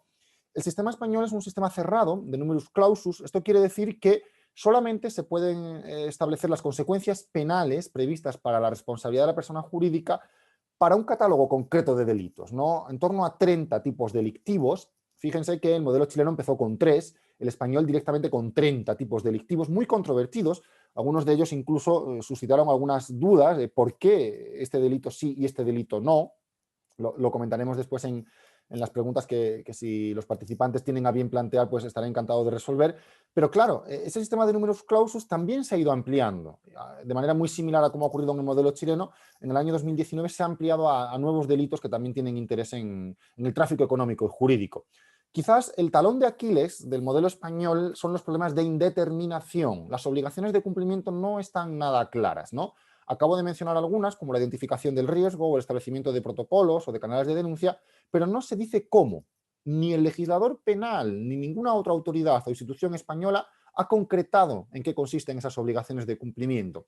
Y este es un problema que se viene arrastrando en derecho comparado y que también tienen países como Colombia o como Perú o como Brasil, que han reflejado muy bien sobre el papel y han reconocido muy bien esa responsabilidad de la persona jurídica, pero no han concretado esas obligaciones ni han dicho cómo llevarlas a cabo, ¿no? Por ese motivo surgieron las dos circulares, dos instrucciones de la Fiscalía General del Estado Español, justo después de cada una de las reformas. Después de la del 2010 llegó la circular del 2011 y después de la del 2015 llegó la del 2016, bastante amplias y bastante exhaustivas, aclarando y especificando cómo implementar en la práctica esas medidas de prevención y de detección eficaz del riesgo delictivo, ¿no? Es llamativo que estas circulares, estas instrucciones estaban dirigidas al Poder Judicial, a los fiscales, y al final han acabado beneficiando a todos los operadores jurídicos, a las propias corporaciones, a los abogados, a los oficiales de cumplimiento, porque es prácticamente lo único a lo que nos podemos agarrar ahora mismo en España, junto con las normas UNE y las normas ISO, para la aplicación práctica de los programas de compliance, ¿no? Y junto con esto, esos problemas de indeterminación también se han resuelto parcialmente con la jurisprudencia del Tribunal Supremo. Ponía yo antes como ejemplo la sentencia 154-2016 de 29 de febrero, porque aportó mucha luz y mucha claridad en torno al concepto de la cultura de cumplimiento, tomando prestada parte de la doctrina australiana que también mencionábamos del derecho anglosajón, ¿no? Igual que en España, en países como Chile, la jurisprudencia del Tribunal Supremo ha sido, del Alto Tribunal chileno también en ese caso, ha sido fundamental para especificar, para concretar el régimen, por ejemplo, de restauración del daño, si se puede o no llegar a un acuerdo con la parte agraviada, ¿no? En función del tipo de delito. En el caso argentino, decía, merece una especial referencia también porque a pesar de ser un sistema similar al previsto en España y en Chile, sobre todo en cuanto a las consecuencias jurídicas, plantea algunas diferencias que también vamos a comentar a continuación, ¿no? Las consecuencias jurídicas yo prácticamente puedo decir que son idénticas, ¿no? En Chile, en España y en Argentina son básicamente la multa económica, el cierre o la clausura de las actividades y el cierre del establecimiento, ¿no? La prohibición para contratar, que está ganando peso también, la prohibición para contratar con el sector público si la empresa ha sido sancionada o si se ha visto inmersa en un procedimiento penal, y la última, que como decíamos es casi la más grave o la más dura de todas, la extinción, la muerte de la persona jurídica, que incluso puede también llegar a decretarse. Claro, aquí hay también ciertas críticas porque, a diferencia de lo que ocurre con las personas físicas, y entiéndase bien la broma, las personas jurídicas pueden reencarnarse, pueden volver a fundarse. Las personas físicas no tenemos esta capacidad, pero las jurídicas sí. Yo puedo disolver una entidad y acto seguido, con los mismos recursos y con las mismas personas, volver a crearla y solamente cambiar el nombre, ¿no? Por eso esta respuesta del legislador de extinguir la personalidad de la entidad ha sido también controvertida. Oiga, es que tampoco es tan útil como parece o tan práctica como parece, habida cuenta que se puede reconstituir otra vez, ¿no? El régimen de atenuantes y agravantes pues también es bastante similar en el panorama iberoamericano, sobre todo en estas 3 jurisdicciones. También en Perú, en Portugal y en Italia existen similitudes en cuanto al régimen de atenuantes, pues como se pueden imaginar, ¿no? La colaboración con las autoridades en la instrucción del caso, la aportación de material probatorio, la colaboración con testigos o con pruebas propias de los sistemas de información y de comunicación internos de las entidades son atenuantes. Y como agravantes, pues la fundamental, la reincidencia, ¿no? El haber sido condenada por un delito y el volver a reincidir o el no haber adoptado las medidas. Se me viene a la mente ahora mismo una opción que en el derecho norteamericano es muy práctica y muy útil y en el panorama iberoamericano no lo ha sido tanto, y es la posibilidad de que el Ministerio Fiscal, en el seno de un proceso penal, dé la oportunidad a que la corporación pueda implementar medidas de compliance antes de dictar sentencia, ¿no? Y, entre comillas, llegar a esa transacción, a ese acuerdo de diferimiento de juicio para evitar el daño reputacional, pérdida de clientes, descrédito, imagen pública, etcétera, etcétera, asociado a una respuesta condenatoria o a una sentencia condenatoria, llegando a ese acuerdo, ¿no? Y esa transacción se incorpora muy bien en el modelo argentino y es uno de los, yo diría, de los modelos iberoamericanos más avanzados en este sentido, ¿no? Y por cuando se refiere a los delitos atribuibles, pues la mayoría de ellos delitos de índole económica, delitos de corrupción, de cohecho activo transnacional, de receptación. Sorprenden algunos delitos, ¿no? En el panorama español, por ejemplo, el delito de tráfico de órganos. Cuesta creer que exista una organización, una persona jurídica destinada a esto, pero puede ocurrir que sí, ¿no? Delitos contra los derechos de los trabajadores, por ejemplo, también están bastante extendidos en el ámbito del compliance. Existe un ámbito también del cumplimiento normativo muy vinculado con los derechos humanos, ¿no? Con los derechos fundamentales de todas las personas, por el mero hecho de serlas, disfrutamos de ellos. En definitiva, este es un poco las características fundamentales que se comparten, ¿no? ¿En qué se diferencian? ¿Cuáles son los principales puntos de divergencia? El primero de ellos está en los artículos 22 y 23 de esta norma argentina, que rompe un poquito con la línea española y con la línea chilena al abordar esos programas de integridad de cuya eficacia se hace depender esa responsabilidad penal de la persona colectiva. Es la única norma del panorama iberoamericano que lo regula y cabe esperar, me atrevo casi a pronosticar que en el futuro las próximas reformas en materia de responsabilidad de la persona jurídica en el panorama iberoamericano sigan esta línea argentina y empiecen a incorporar las características de esos programas, qué deben reunir, qué deben regular para ser considerados como válidos, como idóneos en la prevención de los delitos, ¿no? Ya digo, es un motivo de satisfacción también dentro del panorama iberoamericano y una línea que parece estar marcando cierta tendencia también en consonancia con los postulados de la OCDE y de otros organismos internacionales que ya están advirtiendo que de nada sirven las reformas nacionales en el poder legislativo si no van acompañadas de una asimilación práctica en el funcionamiento de las empresas, ¿no? Y esos dos preceptos, el 22 y el 23 de la ley argentina, sí que solventan parcialmente este asunto, ¿no? Avanzando un poquito más... Qué pena, Ignacio. Es que no se tenemos preocupe. 10 minutos para cerrar esta primera sesión y luego sí, ya luego damos el espacio a Liliana y las preguntas. Perfecto. Bueno, gracias. Gracias, Claudia. Estaba ya justo con el tiempo porque pensaba inconscientemente que estaba ya cerca de que se cumpliera. Muchísimas gracias por el aviso. No me extiendo más. Simplemente destacar esa importancia del modelo argentino, de los acuerdos de colaboración eficaz, y avanzo un poquito más para referir, bueno, aquí presentaba esta tabla comparativa. Es más o menos lo mismo que hemos ido comentando, ¿no? Es un cuadro donde a la izquierda ven las características del modelo de compliance, en vertical arriba los distintos países. Y a mí me gusta muchas veces ir marcando, ir seleccionando los elementos que comparten y que no comparten, porque como les comentaré después a continuación, mi intención con todo esto es tratar de encontrar puntos de convergencia en el espacio transnacional, ya que todos estamos comprometidos con la prevención de este tipo de conductas corporativas, todos deberíamos estar remando en la misma dirección, ¿no? Entonces, una manera ilustrativa de recopilar los aspectos, digamos, comunes y no comunes de unas y otras jurisdicciones, pues era recogiéndolo a través de esta tabla, de este cuadro resumen. Aquí comentábamos un poquito el debate acerca de por qué la vía penal o por qué no. No quiero redundar en ello, simplemente establecer esa diferencia, ¿no? Ya hemos mencionado cómo algunos países como España han ido por la opción del órgano autónomo, otros como Chile o como Colombia han ido por la opción de la vía individual, ¿no? En cuanto a las condiciones mínimas de identificar los riesgos, establecer los protocolos, dotar de recursos, establecer los sistemas disciplinarios, coinciden, pero no en su totalidad. Aquí presentamos 5 o 6 características donde España, Chile y Argentina parecen estar de acuerdo. Curiosamente, aquellos que han ido por la vía penal, también el modelo italiano va por ahí, pero luego hay otro conjunto de países, mencionaba yo antes también Brasil, Perú, Colombia, que en sede administrativa han recogido estas características, pero no las han regulado con la importancia que lo hacen en estos modelos penales, bajo el temor o la creencia de que el no incorporarlas al modelo de compliance puede dar lugar a un reproche penal, ¿no? Eso también tiene su importancia. Nuevamente, resumir las características fundamentales de cualquier modelo de gestión de compliance a través de ese monitoreo, de la evaluación de los controles internos, de si realmente están sirviendo y funcionando para mitigar los riesgos o no, Y todo ello bajo un clima de retroalimentación. Es lo que se conoce como la revisión periódica de los modelos. Además de evaluar y de monitorear los riesgos, hay que revisar periódicamente si se está cumpliendo, cómo, si se está reportando, si se está aportando información al órgano de cumplimiento, a la alta dirección o no. El dibujo, la ilustración de la pirámide en este sentido integra las tres partes fundamentales de cualquier sistema de gestión de compliance, ¿no? El monitoreo, la evaluación y la mejora continua. Aquí estaban un poquito resumidos esas características, no me entretengo más porque son las mismas que acabamos de comentar ahora mismo.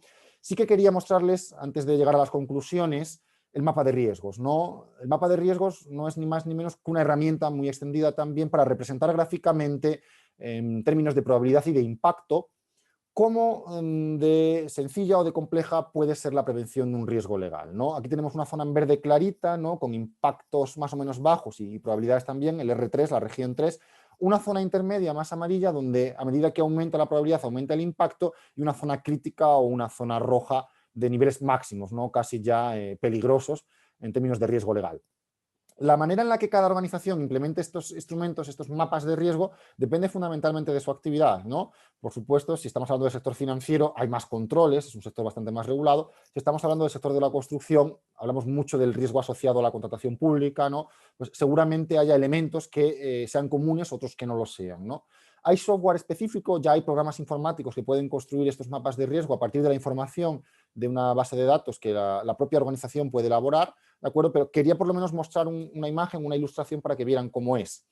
Actualmente, y con esto ya vamos concluyendo, en este mapa mundi mostraba yo los países, así en tonos más oscuros, los países que más reformas han realizado en materia de responsabilidad legal de las personas jurídicas. Vemos por ahí Estados Unidos, ¿no? Algún país europeo también, Chile por aquí, y en tonos más claros los que aún no han regulado o no han avanzado hacia sistemas de gestión de compliance en el sentido que venimos indicando, con las obligaciones de identificar riesgos, establecer protocolos, canales de denuncia, ¿no? Simplemente para que también pues, los participantes se puedan hacer una idea de dónde estamos más avanzados y dónde queda aún más camino por recorrer.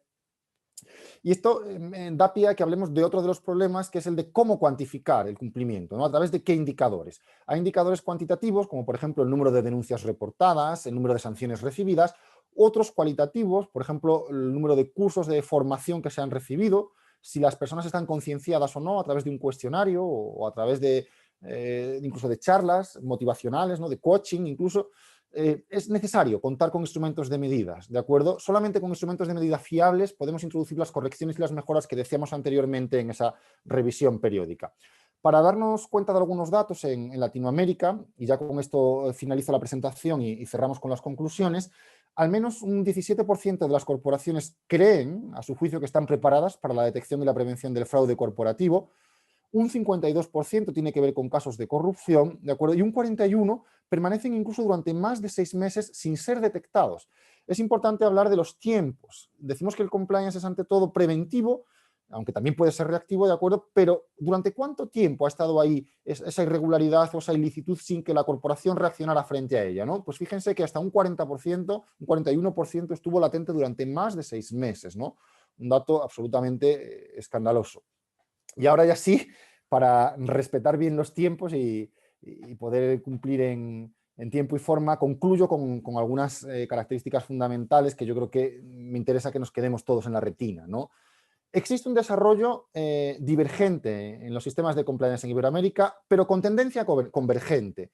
Hay diferencias muy notables y por eso a mí me gusta hablar de dos grupos de países, pero también hay concomitancias significativas. Lo hemos manifestado en el caso de España con Chile y con Argentina, por un lado, y en el caso de Brasil, Perú y Colombia, por otro.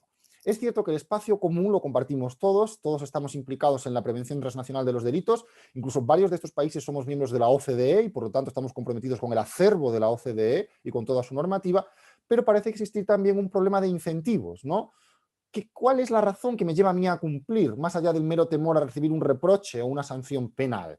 Hay que trabajar desde el incentivo, no con el temor de que va a venir el legislador y va a imponer una sanción, sino con la ganancia de que eso nos va a diferenciar, nos va a permitir ser más competitivos, ¿no? Necesidad de implicar al sector privado, por supuesto, porque no podemos poner un policía en cada organización, pero por supuesto a los poderes públicos, desde la promulgación de guías, como decíamos antes en el Ministerio Público chileno, en el caso de España a través de las normas UNE 19.600, 19.601 y 19.602 para sistemas de gestión de compliance, visibilizando a través de portales de transparencia y de probidad. ¿De acuerdo? Esto es fundamental. Hay una importancia creciente de los delitos económicos y ahora actualmente incluso también en los tiempos que estamos viviendo de los delitos cibernéticos. Luego, tal vez a lo mejor sería recomendable circunscribir el ámbito del compliance a un núcleo más depurado y más fino de delitos que ampliarlo de golpe y porrazo como ocurrió en España con 30 tipos delictivos que no sabemos muy bien para qué, ¿no? Esa labor de pedagogía que mencionábamos antes no se refiere únicamente a las medidas de cumplimiento, sino a cómo implementarlas, a saber cómo hacerlas, ¿no? Ahí hay una labor fundamental en los estándares y en las normativas internacionales, ¿de acuerdo? Tanto legales como no legales.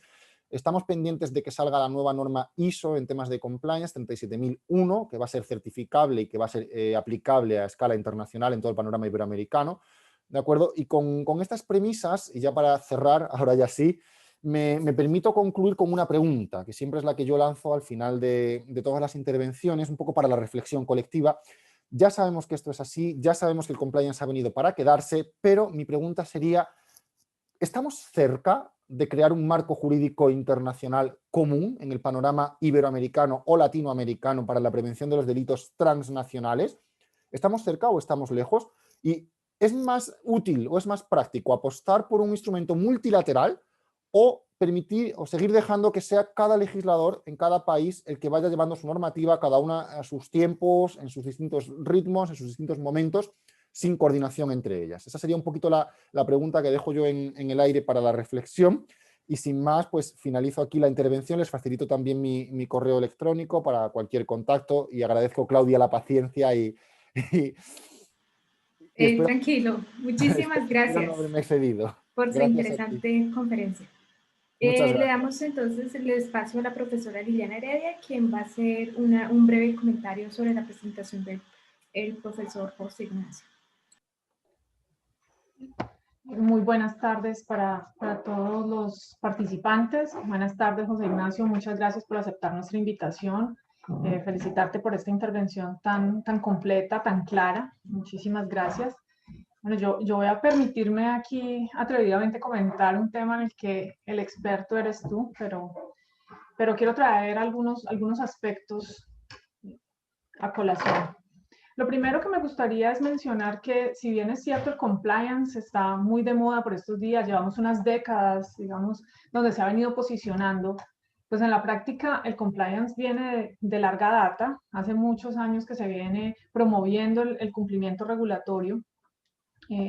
Lo que pasa es que hasta la fecha ha sido más un tema reactivo por parte de los gobiernos. Entonces, las organizaciones cometen las irregularidades, el gobierno reacciona con alguna normativa. Un ejemplo típico de esto son los Estados Unidos, que desde la época de los ferrocarriles vienen reaccionando a las actividades non santas de las compañías. Entonces, pasa cierto tiempo, vuelven las compañías a sus andanzas y el gobierno regula de nuevo. Y así lo hemos venido viviendo durante décadas. Por supuesto, tomo el ejemplo de Estados Unidos porque es uno de los países que más ha desarrollado temas de compliance, pero también porque siempre lo vemos como un referente en temas normativos, y aún así ha sido un país de mucha reacción frente al comportamiento de las empresas.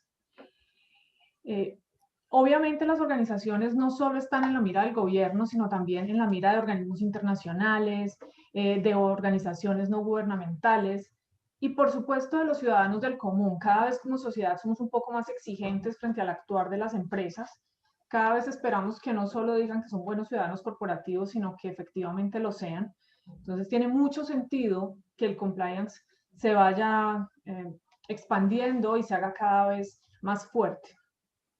En ese contexto, por supuesto, cobra gran relevancia el oficial de cumplimiento o el compliance officer, que tiene unas funciones de alto nivel. Debe ser un ejecutivo de alto nivel o, en su defecto, un órgano colegiado de la organización que tenga poder de decisión. Allí quisiera entrar en algunos de los elementos que mencionaba Juan Ignacio, y es, claro, muy interesante tener un órgano de compliance que sea colectivo, pero ¿cuál puede ser el inconveniente?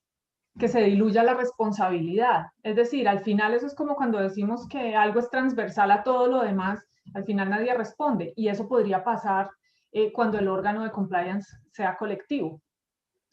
Puede tener sus ventajas, puede tener sus desventajas. Y en el caso del compliance, bajo la tutela de una sola persona, pues se puede hacer inmanejable. Entre otras cosas, porque si bien es cierto, sería un CCO, un compliance officer que esté a nivel de chief, pues el peso es demasiado para llevar sobre los hombros, si tenga todo un equipo a su cargo. Entonces, ambas alternativas presentan ventajas y desventajas. En mi caso particular, pero aquí expresaré muchas opiniones que no son necesariamente las que atienden otras personas o las que atienden los expertos en el tema, es que yo soy más de la responsabilidad directa, o sea, que haya una cabeza visible que se encargue del asunto, más del compliance con un officer que con un órgano colegiado, pero esa es pues mi postura muy personal. Quisiera también referirme al tema de esas políticas de integridad que mencionaba Juan Ignacio. Por supuesto, es mucho más fácil cumplir la norma y de hecho lo vemos de manera constante. Muchas organizaciones cumplen lo estrictamente necesario y lo veo, pues mi área fundamental de desempeño es el área tributaria, por tanto, allí sí que es evidente, o por lo menos para mí lo es, cómo las compañías cumplen con el mínimo requerido. Entonces hacen planificaciones fiscales que responden a la ley y no estamos cometiendo ningún ilícito, aunque su actuar no sea ético o no sea responsable. Y esto se extiende a muchas de las áreas que están pues mediadas por el tema de compliance, sea temas laborales, sea temas de contratación estatal y por supuesto también temas de contratación comercial. Entonces hay una serie a veces de incumplimientos frente a proveedores, frente a clientes, y mientras no sea algo regulado, entonces no pasa nada. Me queda la sensación de que muchas empresas buscan la manera de evadir o de eludir ese comportamiento adecuado y esa expectativa que tenemos como ciudadanos de que sean buenos ciudadanos corporativos. Quiero también aludir a otra parte de las que manejaba Juan Ignacio en su intervención, y es el tema del riesgo, ¿no? Si bien es cierto, el CCO puede con su equipo actuar de manera diligente, siempre hay riesgo de que no se pueda cumplir con la totalidad de lo requerido, de que algo se pase por alto. Hay algunas conductas sancionables que no van a poder detectarse. Entonces allí entran a jugar dos elementos que considero de vital importancia. Por un lado, los denunciantes o los informantes internos, que cumplen una función magnífica a la hora de poner de manifiesto estas conductas reprochables de las organizaciones. Y por otro lado, el tema de la tecnología, pero a este tema tecnológico me voy a referir más adelante. Por ahora me quiero centrar en esos denunciantes, en estos informantes o whistleblowers. ¿Por qué me parece fundamental tocar este tema, sobre todo en un país como Colombia? Yo sé que es un tema iberoamericano, pero creo que esta función de los informantes internos se puede ver truncada porque habría necesidad de fortalecer la regulación que los proteja. Es decir, que en efecto ellos obran por un bien mejor, por un bien común, porque prima el beneficio social antes que el beneficio organizacional o el beneficio propio.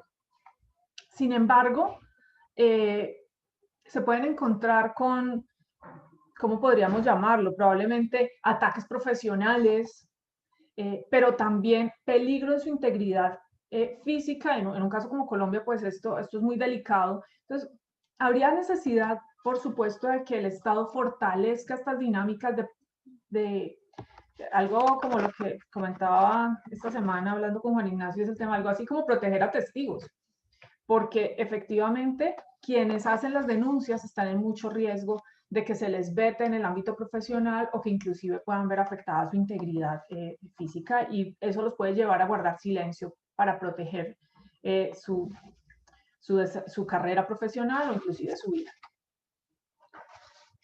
Y aquí voy a seguir hablando del caso colombiano porque hay una cosa que me preocupa muchísimo, y es las empresas y las organizaciones en general, porque es que el compliance no es solo para las empresas lucrativas, sino para diferentes organizaciones en lo público y en lo privado.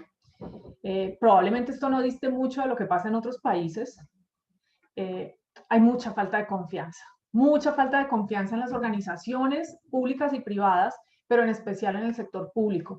Entonces, cuando los ciudadanos y las empresas no sienten confianza por sus instituciones, sienten que no tienen incentivos ni para cumplir ni para denunciar. ¿Por qué? Porque ven un sector público permeado por la corrupción, donde más que proteger al que tiene un buen comportamiento, entonces este es el que hay que alejar y distanciar, y por el contrario se protege más, o pareciera que la norma está hecha para proteger al incumplido. Entonces, ante ese panorama y ante estos temas de corrupción que han sido inclusive de tipo transnacional en tiempos recientes, pues yo insisto en que allí los ciudadanos y las organizaciones van a tener menores incentivos para el cumplimiento. Esto pues obviamente se puede convertir en un obstáculo para el compliance. O sea, si no hay voluntad, que es lo primero que se requiere, si no hay voluntad, ya de ahí en adelante lo demás no va a funcionar. Pero pasemos a otra posibilidad, que haya la voluntad, que haya el interés por cumplir. El otro obstáculo al que se pueden enfrentar, y seguramente es uno de los que más esgrimen las entidades, y también lo mencionaba Juan Ignacio hace un rato, es el costo. ¿Cómo implementar compliance si esto va a terminar siendo costoso? Tener un oficial de cumplimiento, o cuanto más grande la organización, todo un equipo que acompañe los procesos de compliance, puede ser muy costoso para poder garantizar esa valoración de riesgos, ese monitoreo constante, la adopción de medidas frente a los riesgos y cómo resolver estos problemas de incumplimiento. Es costoso. Y puede, aunque yo sé que Juan Ignacio lo mencionó, puede ser más costoso el incumplimiento. Las entidades están muy reacias a la inversión en estas áreas. Entonces, surge una alternativa, y aquí es donde voy a hablar de tecnología. Claro, pues ya hay unos desarrollos impresionantes en materia tecnológica, y ya hay desarrollos en materia de regulación. Entonces ya está el RegTech, que está enfocado en este tema de cumplimiento regulatorio. Pero, como todo, tiene también sus riesgos.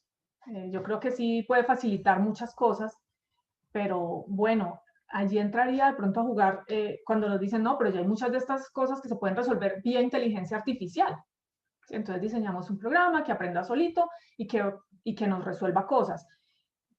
Pero allí creo que hay mucho por regular todavía, porque, ¿y qué tal que las decisiones se vuelvan tan automáticas que ese sea el principal riesgo en el que nos empecemos a meter? ¿Sí?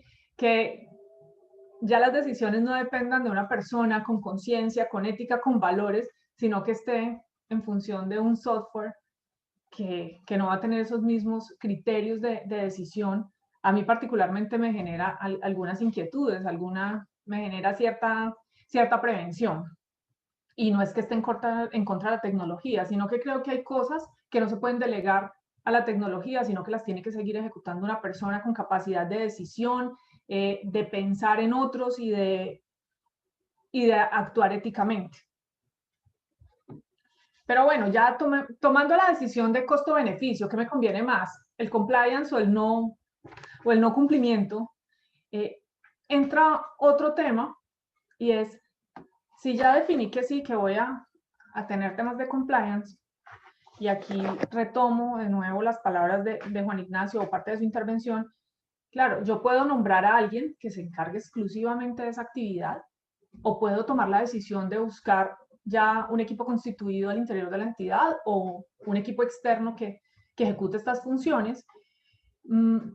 Esta es una forma barata de hacerlo, o sea, disminuimos costos, pero se puede generar un solapamiento de funciones, sobre todo porque el equipo de auditoría debería estar para otra cosa y no para ejecutar estas funciones propias del compliance, y se corre el riesgo de que se desatiendan unas u otras funciones, porque al final, en Colombia tenemos un dicho coloquial, y es: el que mucho abarca, poco aprieta, y eso necesariamente se va a aplicar en una organización que tenga unos equipos que ya tenían unas funciones definidas y se ha sobrecargado con funciones adicionales. Pueden tener estas dificultades de solapamiento y de incumplimiento, porque no pueden atender a tantas cosas.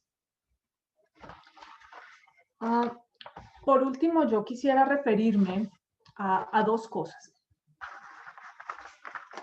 ¿Cómo hacer, cómo meternos en este tema del compliance cuando definitivamente las organizaciones, insisto, tienen esta desconfianza en el Estado? En el caso colombiano, vuelvo sobre Colombia, aquí estamos muy enfocados en el tema del compliance, pero solo para entidades vigiladas por la Superintendencia Financiera. Entonces, los compliance officers están enfocados en prevención del lavado de activos y financiación del terrorismo.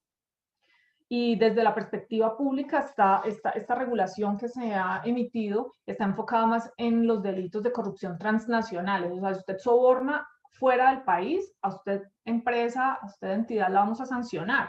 Pero ¿y qué hay del cumplimiento interno? ¿Qué pasa si el soborno no es a un agente externo, sino a alguien local, a un funcionario en Colombia? Entonces creo que allí nos faltan muchos desarrollos. Creo que para cerrar voy a dejar una lista de preguntas interminables, Juan Ignacio, pero antes de esa lista de preguntas interminables me gustaría tratar de referirme a la pregunta que has lanzado, y es, ¿será que efectivamente está cerca o no una propuesta de compliance más colectiva, más iniciativa general de varios países? Y yo soy bastante, algunos dirán que soy muy pesimista en esto, pero tengo mis dudas. O sea, me parecería estupendo que suceda, pero creo que las posibilidades son relativamente bajas. Y lo digo porque aquí tenemos organizaciones o acuerdos de integración muy antiguos cuyos frutos no se ven. Entonces, tenemos una comunidad andina de naciones de la que en la agenda estratégica, por ejemplo, está fomentar el desarrollo de las pequeñas y medianas empresas. Sin embargo, cuando uno hace el análisis de cuál es la política de fomento a las pymes en la comunidad andina de naciones, queda tristemente sorprendido y se da cuenta que poco hay de fomento a estas empresas. Entonces, por la dinámica que ha mostrado, en especial América Latina, esa dificultad de coordinarse, de cooperar, tengo mis dudas frente a esa posibilidad. Y aquí van mis preguntas interminables, que son la lista. Si bien es cierto, el compliance y el Chief Compliance Officer han ganado mucho terreno en medio de esta sociedad altamente regulada, pero con una aparente tendencia al incumplimiento, pues uno se podría preguntar, ¿será que estos programas de cumplimiento pueden ayudar a minimizar riesgos de corrupción, de lavado de activos, de evasión fiscal y otras conductas sancionables en las empresas? Y respecto del oficial de cumplimiento, ¿cómo podemos garantizar su independencia? ¿Cómo podemos un poco minimizar esos riesgos propios de la agencia en cuanto a asimetría de la información y conflicto de intereses?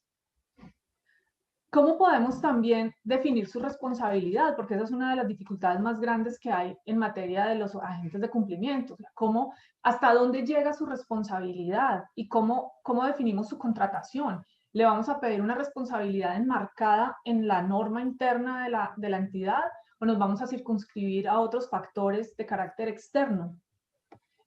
Yo siento que ha habido muchas iniciativas pues, a lo largo de la historia de buen gobierno, de memorias de sostenibilidad que procuran mostrar un poco más de integridad de las organizaciones, el mismo Estado pues cuando reacciona, por ejemplo, cuando salió la ley Sarbanes-Oxley, buscando un poco atacar estas conductas. ¿Qué podrá hacer que esta vez sea diferente? Digamos que con esta serie de preguntas cerraría mis comentarios a tu intervención. Muchísimas gracias. Hola, Juan Ignacio, no sé si tú quieres responder a las preguntas de la profesora Liliana mientras los asistentes se animan a hacer más preguntas. Sí, muchas gracias, Claudia.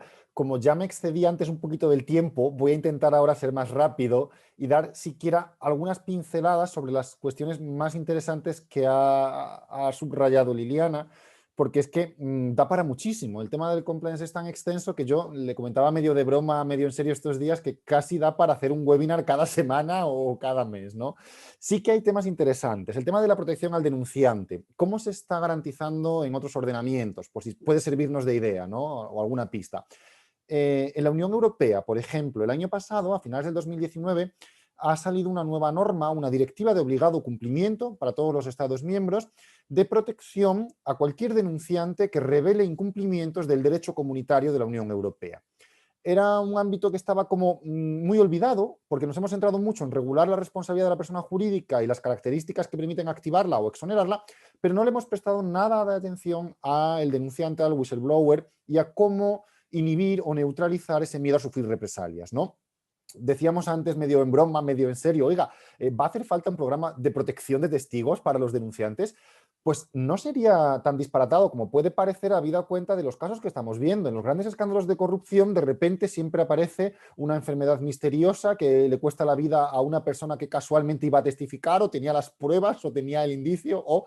Quiero decir, ese marco de protección es muy necesario y ningún país iberoamericano a nivel nacional ha empezado todavía a trabajar sobre ello. Es una asignatura pendiente muy importante. En relación con el coste-beneficio y las aplicaciones tecnológicas y los riesgos que entrañan, me ha alegrado mucho también de que toquemos este tema porque en mi intervención no lo he referido, pero sí que lo he trabajado bastante y tengo varios artículos y varias publicaciones en materia de compliance y tecnología, en RegTech, etcétera, etcétera, porque por un lado tienen la ventaja de que agilizan los flujos de comunicación y el tratamiento de los datos, pero por otro lado la inseguridad cibernética. No estamos muy expuestos cada vez más a fraudes, a hackeos electrónicos, cibernéticos. Por eso mi recomendación siempre es aplicar un software informático a la función de cumplimiento, sí, pero con supervisión humana. Y no todo vale. No quiero un mapa de riesgos estandarizado para que el mismo programa que tengo yo lo tiene la empresa farmacéutica o la empresa de la construcción y nos dé el mismo mapa de riesgos. Eso es absolutamente estéril, no es útil. ¿De acuerdo? Luego, son prácticas las tecnologías y los programas informáticos siempre que conducen a mejoras en agilidad, en tiempo, en fluidez de datos y de información, pero ojo con incurrir en commodities o en respuestas universales o recetas universales. Eso es una de las advertencias que también hay que subrayar. Sobre la posibilidad de construir un instrumento multilateral de compliance. Quizás en relación a esa pregunta que yo lanzaba al final de mi intervención, estemos lejos de llegar a él, pero podemos empezar por visibilizarlo. Yo en los medios de comunicación veo muchísimas veces cumbre iberoamericana para el cambio climático, cumbre iberoamericana para tal o cual cuestión, y no veo ninguna cumbre iberoamericana para la integridad y el cumplimiento. A lo mejor no estamos en condiciones de construir un marco normativo común todavía, sobre todo porque hay países que van a distinto ritmo, hay algunos, como decía yo, Argentina o Chile están más avanzados, otros a lo mejor están un poquito más atrás, pero podemos empezar por visibilizar, por hacer visible este tema, por ilustrar, por ayudar al empresario, a las pequeñas y medianas empresas, por guiarlos un poco, aunque sea con normativa extralegal, ¿no? A lo mejor pueden ir por ahí los tiros. Y en relación a lo difícil o lo fácil que es cumplir, yo siempre hago el mismo chiste, ¿no? O la misma paradoja de, claro, por un lado, mayor regulación es mayor proteccionismo a un sector como es el financiero, pero claro, cuanta más regulación hay o cuantas más normas jurídicas hay, más fácil es que me equivoque en alguna o que incumpla alguna obligación o que surja algún riesgo, ¿no? Por eso, el tipo de tecnología que mencionaba también Liliana, el software informático, las RegTech, nos pueden ayudar mucho en este sentido para agilizar el monitoreo de los estándares, de los ítems a los que nos van obligando, ¿no? Y ya por último, solamente un par de comentarios sobre la independencia que comentábamos también. ¿Cómo garantizar que el compliance officer va a ser independiente? Están surgiendo en la práctica empresarial, digo, fuera del ámbito legal, porque no hay ninguna normativa al respecto, los llamados test de idoneidad, basados en, a lo mejor, perfiles psicotécnicos, en cláusulas contractuales, cláusulas de no concurrencia, compromisos, al fin y al cabo es autonomía de la voluntad, no es un contrato laboral y siempre dentro del marco de la ley, de la moral y del orden público las partes pueden pactar lo que quieran, ¿no? Se suele prever a veces incluso sanciones económicas, a veces sobre la propia remuneración del oficial de cumplimiento, si se detectan fallas de independencia o de imparcialidad o comportamientos sesgados, ¿no? Y esto se firma en el contrato laboral en el cual yo establezco esa relación con mi oficial de cumplimiento y le confío a él todo el sistema de gestión de compliance de mi organización, pacto con él unas consecuencias económicas, una serie de condiciones en el caso de que hubiese sesgos, imparcialidades, problemas de imparcialidad, parcialidades o problemas de independencia, ¿no? Es un poquito lo que tenemos hasta ahora. Veo también por aquí que comentaban en el chat, me comentaba Armando Campos, cómo se complementan las auditorías continuas, las auditorías de cumplimiento, las auditorías forenses, etcétera, etcétera, y el compliance. Es muy buena pregunta, Armando. Me alegro mucho que la hayas planteado. fíjate que a fin de cuentas las auditorías al final son mecanismos de supervisión, de revisión y de reporte, ¿no? Yo superviso, chequeo, veo qué hay, veo qué falta y emito un informe. Algunas son obligatorias, otras no.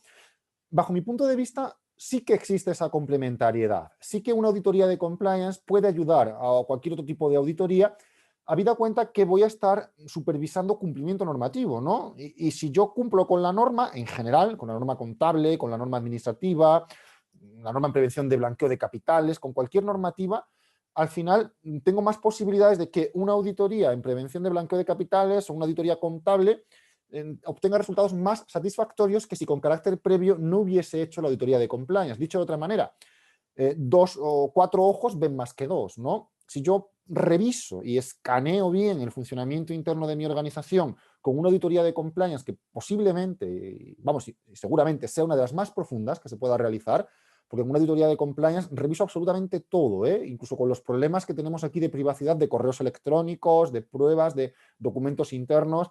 Ahí también a veces hay un problema con los trabajadores y hay que establecer cláusulas en los contratos laborales por las cuales se autoriza, incluso a veces se renuncia al derecho a los datos personales en favor de esas auditorías, ¿no?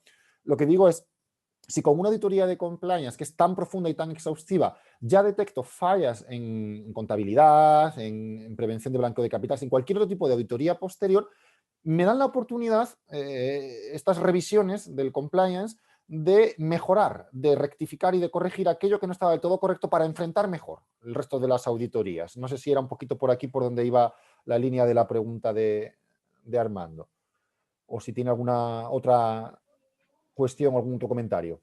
Tenemos un comentario de Víctor Alfonso Zambrano Rodríguez. Él dice que en Colombia va por vía administrativa, el compliance, básicamente porque ha sido muy enfocada la figura del oficial de cumplimiento para las entidades financieras, vigiladas específicamente por la Superintendencia Financiera.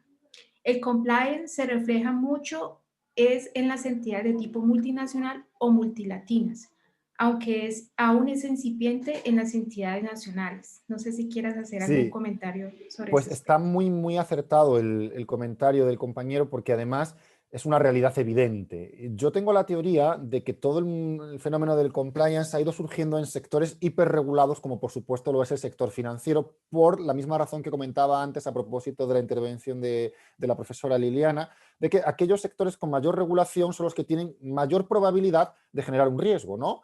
En un sector con poquita regulación no es tan probable que haya un riesgo legal como en uno como el financiero, donde hay tanta normativa y tanta regulación. Y lo mismo podemos decir de las empresas multilatinas o multinacionales. Oiga, es que cuando yo participo u opero en más de un sector o en más de un ámbito geográfico, tengo que adaptar mi actividad a más de un marco normativo y ya voy engrosando, ¿no? Voy ensanchando digamos, el espectro potencial de riesgos a los que se enfrenta la organización y, por lo tanto, los esfuerzos de compliance tienen que ser más fuertes.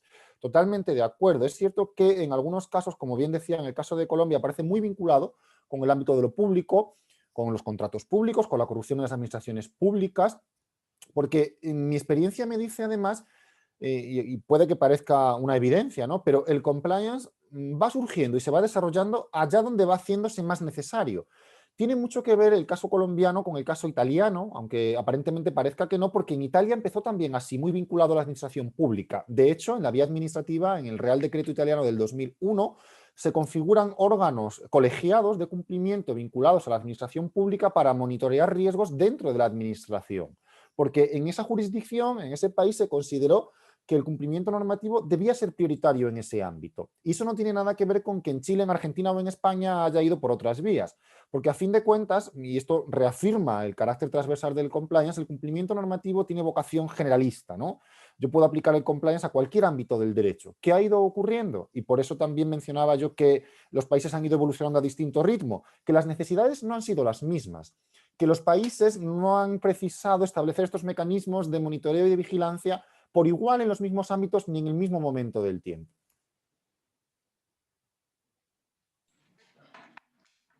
Tenemos aquí un comentario del profesor Jorge Enrique Ágreda.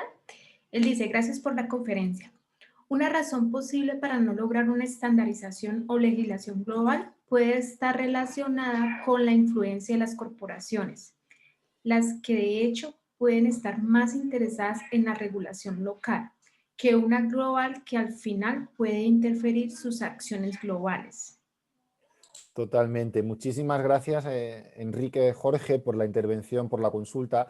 Estoy completamente de acuerdo y además es que ya hemos tenido estas experiencias en otros ámbitos del derecho. Hay una expresión inglesa, seguramente la conocerán, no sé si ponerla por aquí en el chat, y además se conoce en otros ámbitos, el dumping. El dumping es la búsqueda de respuestas jurídicas más beneficiosas en otras jurisdicciones. Esto se ve también en el panorama tributario, ¿no? Yo ubico mi sede donde tributo menos. O en el ámbito de lo social, yo voy a poner la sede de mi planta de producción o de mi fábrica donde los derechos de los trabajadores están menos garantizados o donde tienen menos protección, ¿no? Claro, para evitar esto es para lo que precisamente hablaba yo de los mecanismos multilaterales. A día de hoy, una empresa que tenga actividad en más de una jurisdicción no sabría a priori qué modelo adoptar. Imagina que yo estoy en España, pero tengo una filial en Chile y otra en Argentina y otra en Colombia. ¿Por qué modelo de compliance me voy a guiar?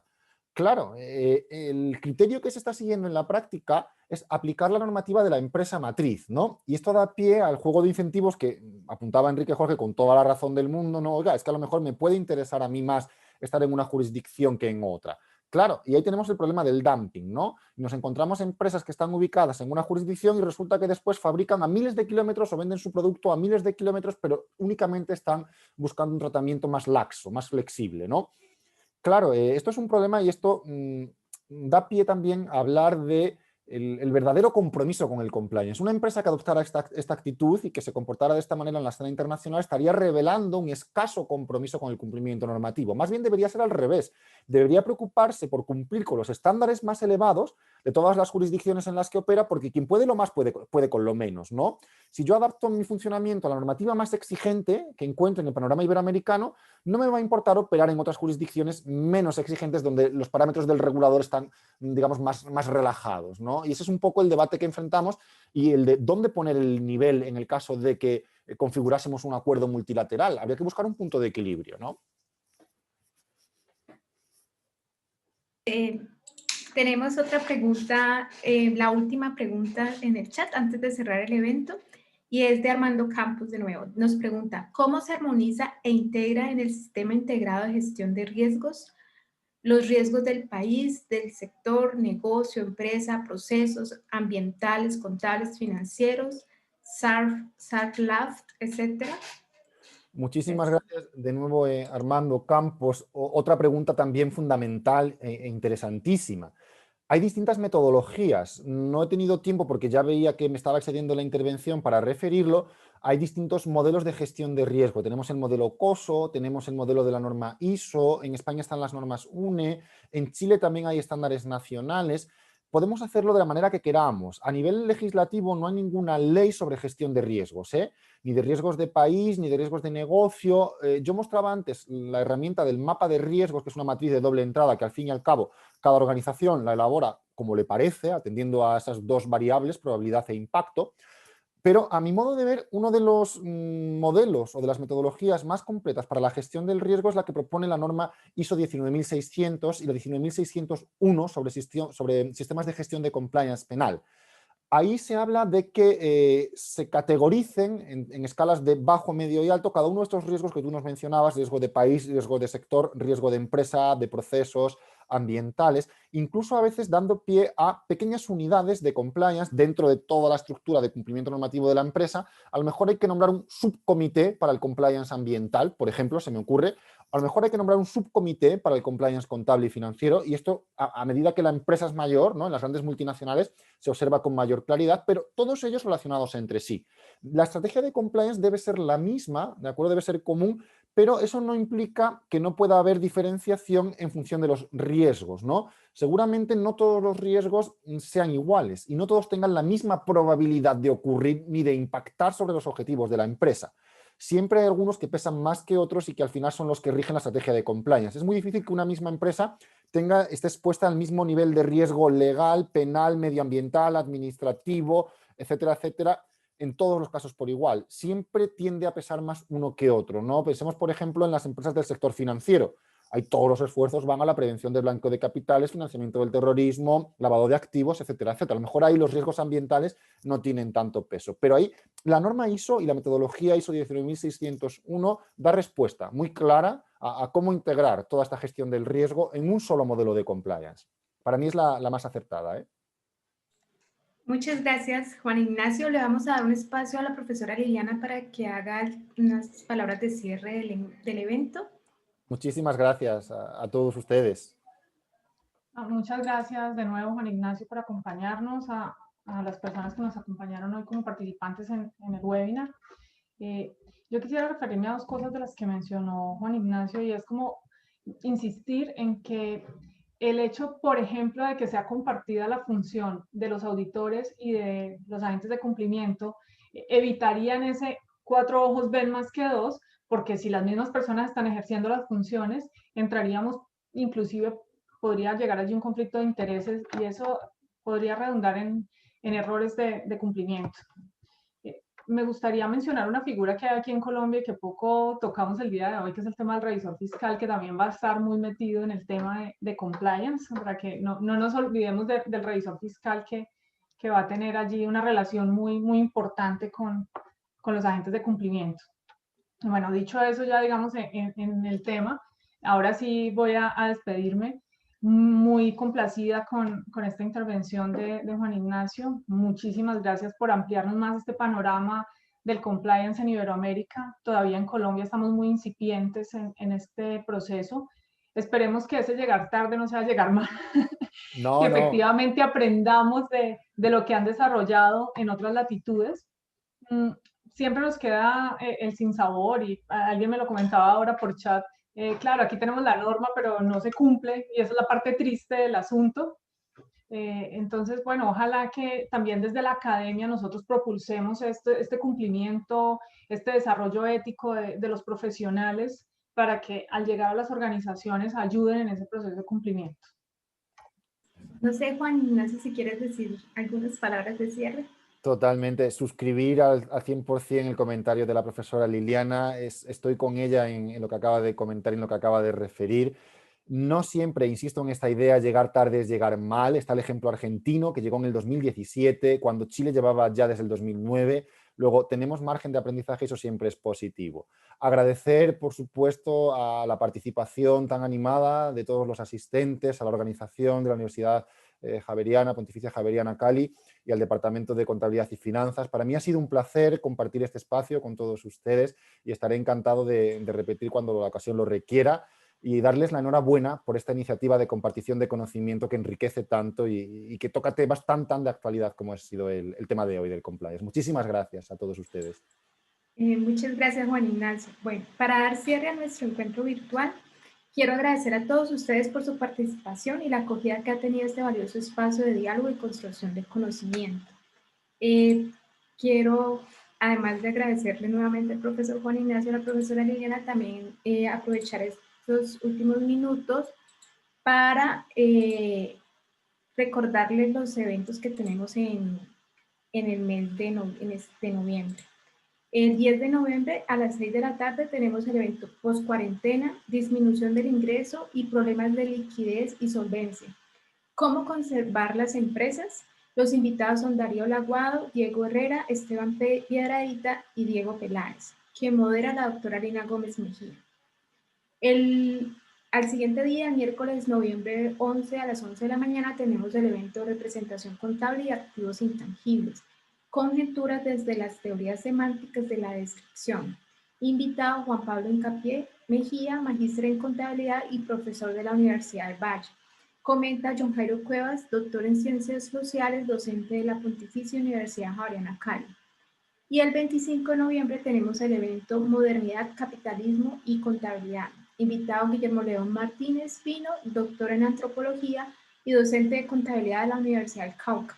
Comenta John Jairo Cuevas Mejía, doctor en ciencias sociales y docente de la Pontificia Universidad Javeriana Cali. Muchísimas gracias por participar y les deseo una buena tarde a todos. Gracias. Muchas gracias igualmente a todos. Bueno, en el chat estamos